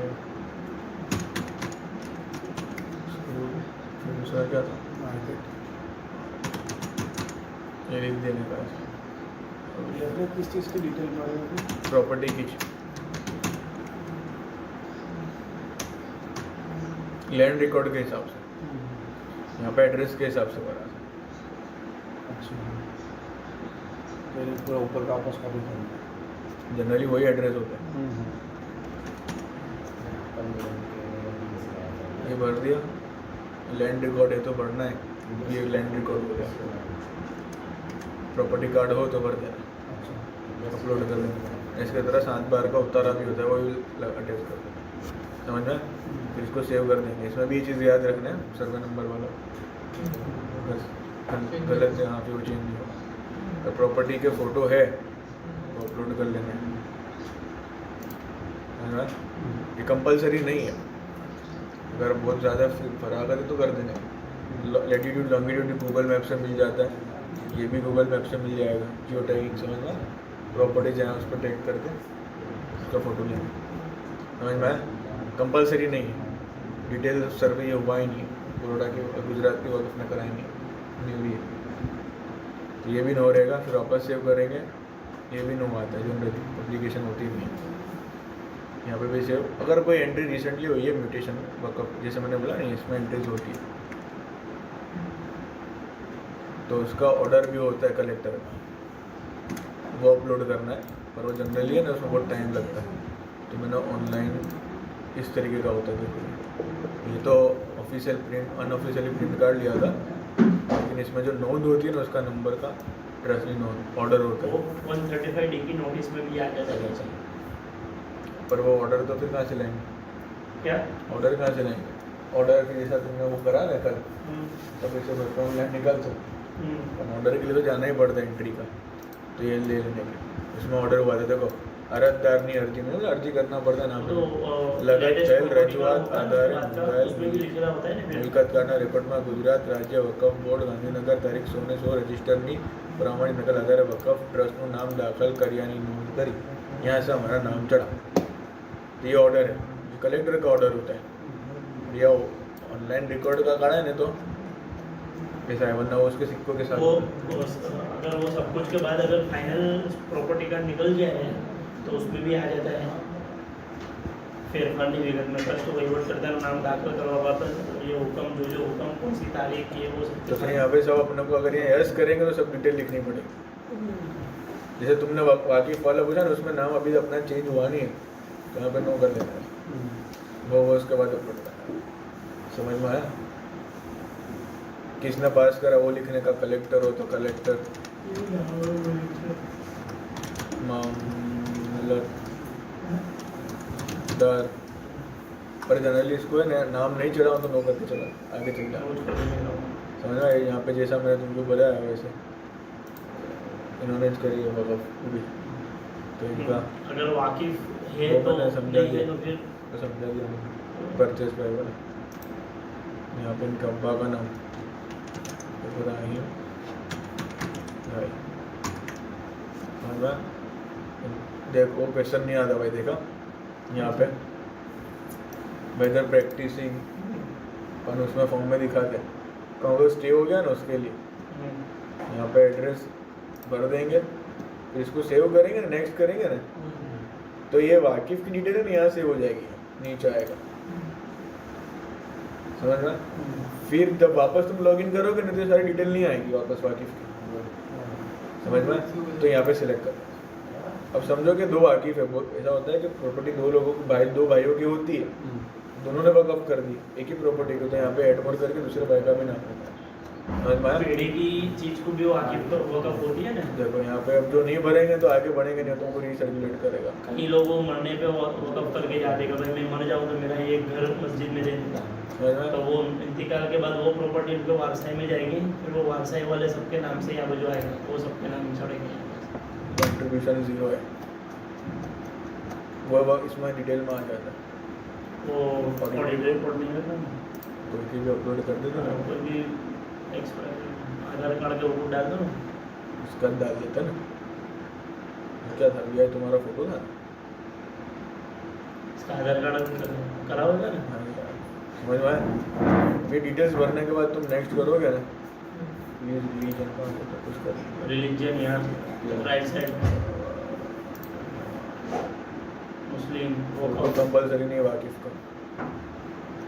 यहाँ पर नेक्स्ट करेंगे। अब ये चीज़ें ना देखो यहाँ पे ये लोग are you sure do you want to save this detail, तो उसको बोलेंगे समझ में। अगर नहीं है कंपलसरी तो उसको सेव नहीं करना है, लॉग आउट कर लेना है। ऊपर सेव ड्राफ्ट होगा तो ड्राफ्ट रहेगा। अगर ये प्रोसीड कर दोगे ना तो फिर चेंज नहीं होता, मुश्किल होता है। कोई भी चीज़ सेम प्रॉपर्टी तुम सेम नाम से एड्रेस के साथ डालोगे तो नहीं होएगा। फिर यानी दो बार एक मस्जिद की 4 प्रॉपर्टी है तो एक प्रॉपर्टी तुमने डाल दी, एक उसका अपडेट हो गया तो तुमने यस कर दो। अब यस कर दिया तो फिर वो प्रॉपर्टी में कुछ नहीं होगा, फिर नई प्रॉपर्टी में सब होएगा। तुम वो सेम एड्रेस के अंदर फिर वो प्रॉपर्टी को रजिस्टर करवाने में बहुत दिक्कत होगी, वो प्रॉब्लम भी सॉल्व भी नहीं है। इसको यस करेंगे ना तो यहाँ पे आएगा, देखो ये option property add confirm. Do you want to add more properties in existing? Yes तो अगर हो जाता है यहाँ यस करो अभी दूसरी ओपन हो जाएगी। बस वो खाली दिखा दे, वो क्वेश्चन था तो यस करेंगे ना तो ये तुमको दूसरे बार में लेके चले जाएगा। जब यहाँ पे तुमको लिखने का है नेम ऑफ प्रॉपर्टी, वही जो पहले में लिखा ना वही सब आएगा। नहीं नहीं यहाँ पे प्रॉपर्टी की डिटेल आएगी ना, नाम मदरसा होएगा, समझो कि ये मस्जिद थी। अब वो यानी वो नई प्रॉपर्टी की जो डिटेल्स दूसरी जगह वाली property। डेमो मदरसा, समझ में? तो दुकान हो तो डेमो दुकान, सेम चीज़ लिखनी है। तो प्रॉपर्टी दूसरा तो प्रॉपर्टी का नाम लिखना है, डेमो मदरसा। समझ में आया? फिर वो सेम डिटेल यहीं पे भरनी है वो प्रॉपर्टी की। यहाँ पे कहाँ नहीं मदरसा, मदरसा सिलेक्ट कर लेने का। मैंने अब उसका यूजेज कैसा है तो रिलीजियस, दुकान हो मैंने घर हो तो कॉमर्शियल, जिससे बाहर आता हूँ। ये सारी डिटेल जैसे वापस उसमें भरी थी वैसे भरनी है प्रॉपर्टी कार्ड के हिसाब से। सेम वापस भरनी, उसकी वो भाड़े पे दी और उसकी भाड़े पे, उसकी इनकम में अक्सर नहीं होगी। तो 0-0 कर दिया, उनका अपने पूरे वक़्फ़ का कर दे, समझ में? तो 0-0 करके आगे बढ़ा देना, नो एक्सपेंडिचर नो इनकम करके, यहाँ पे 0। सेम चीज़ वापस वो आएगी। अगर वो प्रॉपर्टी को तुमने भाड़े पे दी थी, वो अब खाली नहीं कर रहा है तो एनक्रोचमेंट में यस, एनक्रोच नहीं है तो नो, मदरसा अक्सर नहीं होता एनक्रोच, समझ में? तो सेम डिटेल वहाँ पे वापस भरनी है, समझ में? ये पहला फॉर्म भरने में तुमको टाइम लगेगा, फिर उसके Easy बाद हो जाएगा। पूरी होगा। समझ में? वापस जैसा नेक्स्ट करेंगे तो सेम क्वेश्चन पूछेगा, save and add more property, तो उसको वो कर देते हैं। अब हमने जो डिटेल्स भरी ने वो डिटेल्स यहाँ पे इसे रिफ्लेक्ट करेगी। देखो डेमो मुस्लिम को अगर तुम यहाँ वहाँ सेव सबमिट कर देते ना तो ये तुम्हारा ऑप्शन यहाँ से चले जाता है एडिट का, ये वापस वही पेज आएगा। देखो इसमें चलेंगे, सब सारी सेव है चीज़ें एज इट इज़, खाली तुमको ऑडिट रिपोर्ट अपलोड करने का रहेगा बार बार। नहीं, फाइनल सबमिशन के टाइम पे हर एक प्रॉपर्टी की में ऑडिट रिपोर्ट तो तुमको करना ही पड़ेगा। देखो ये वाकिफ का जो मैंने बोला था ना, वापस से नहीं भरना है, इसको सिलेक्ट कर लेना है, इसको ये एडिट पे सिलेक्ट करेंगे तो ये भरा गया, समझना? ये ग्रीन वाले को फिर नेक्स्ट करके अब इसको सबमिट के प्रोसेस पे करेंगे।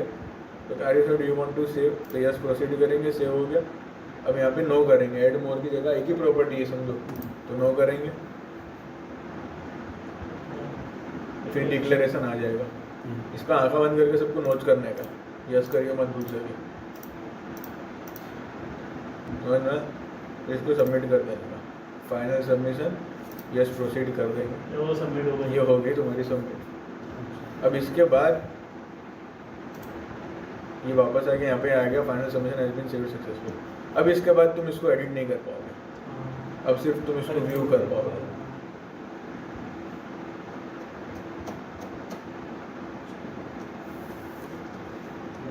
ये फाइनल सबमिट हो गया ये। ये फाइनल सबमिट, ये ये प्रॉपर्टी दिखाने के लिए करा, अब मस्जिद वालों को क्या देना है आपको? मतलब भाई तुमने सबमिट कर दिया। ये इसका प्रिंट कार्ड लेने का नहीं, प्रिंट नहीं निकलता, अपन डायरेक्ट प्रिंट अपने, हाँ ये करना है, ये वापस उसको व्यू करके कस्टमाइज करके अपने लिए ये करना है। कंट्रोल टी इस तरह की निकलेगी।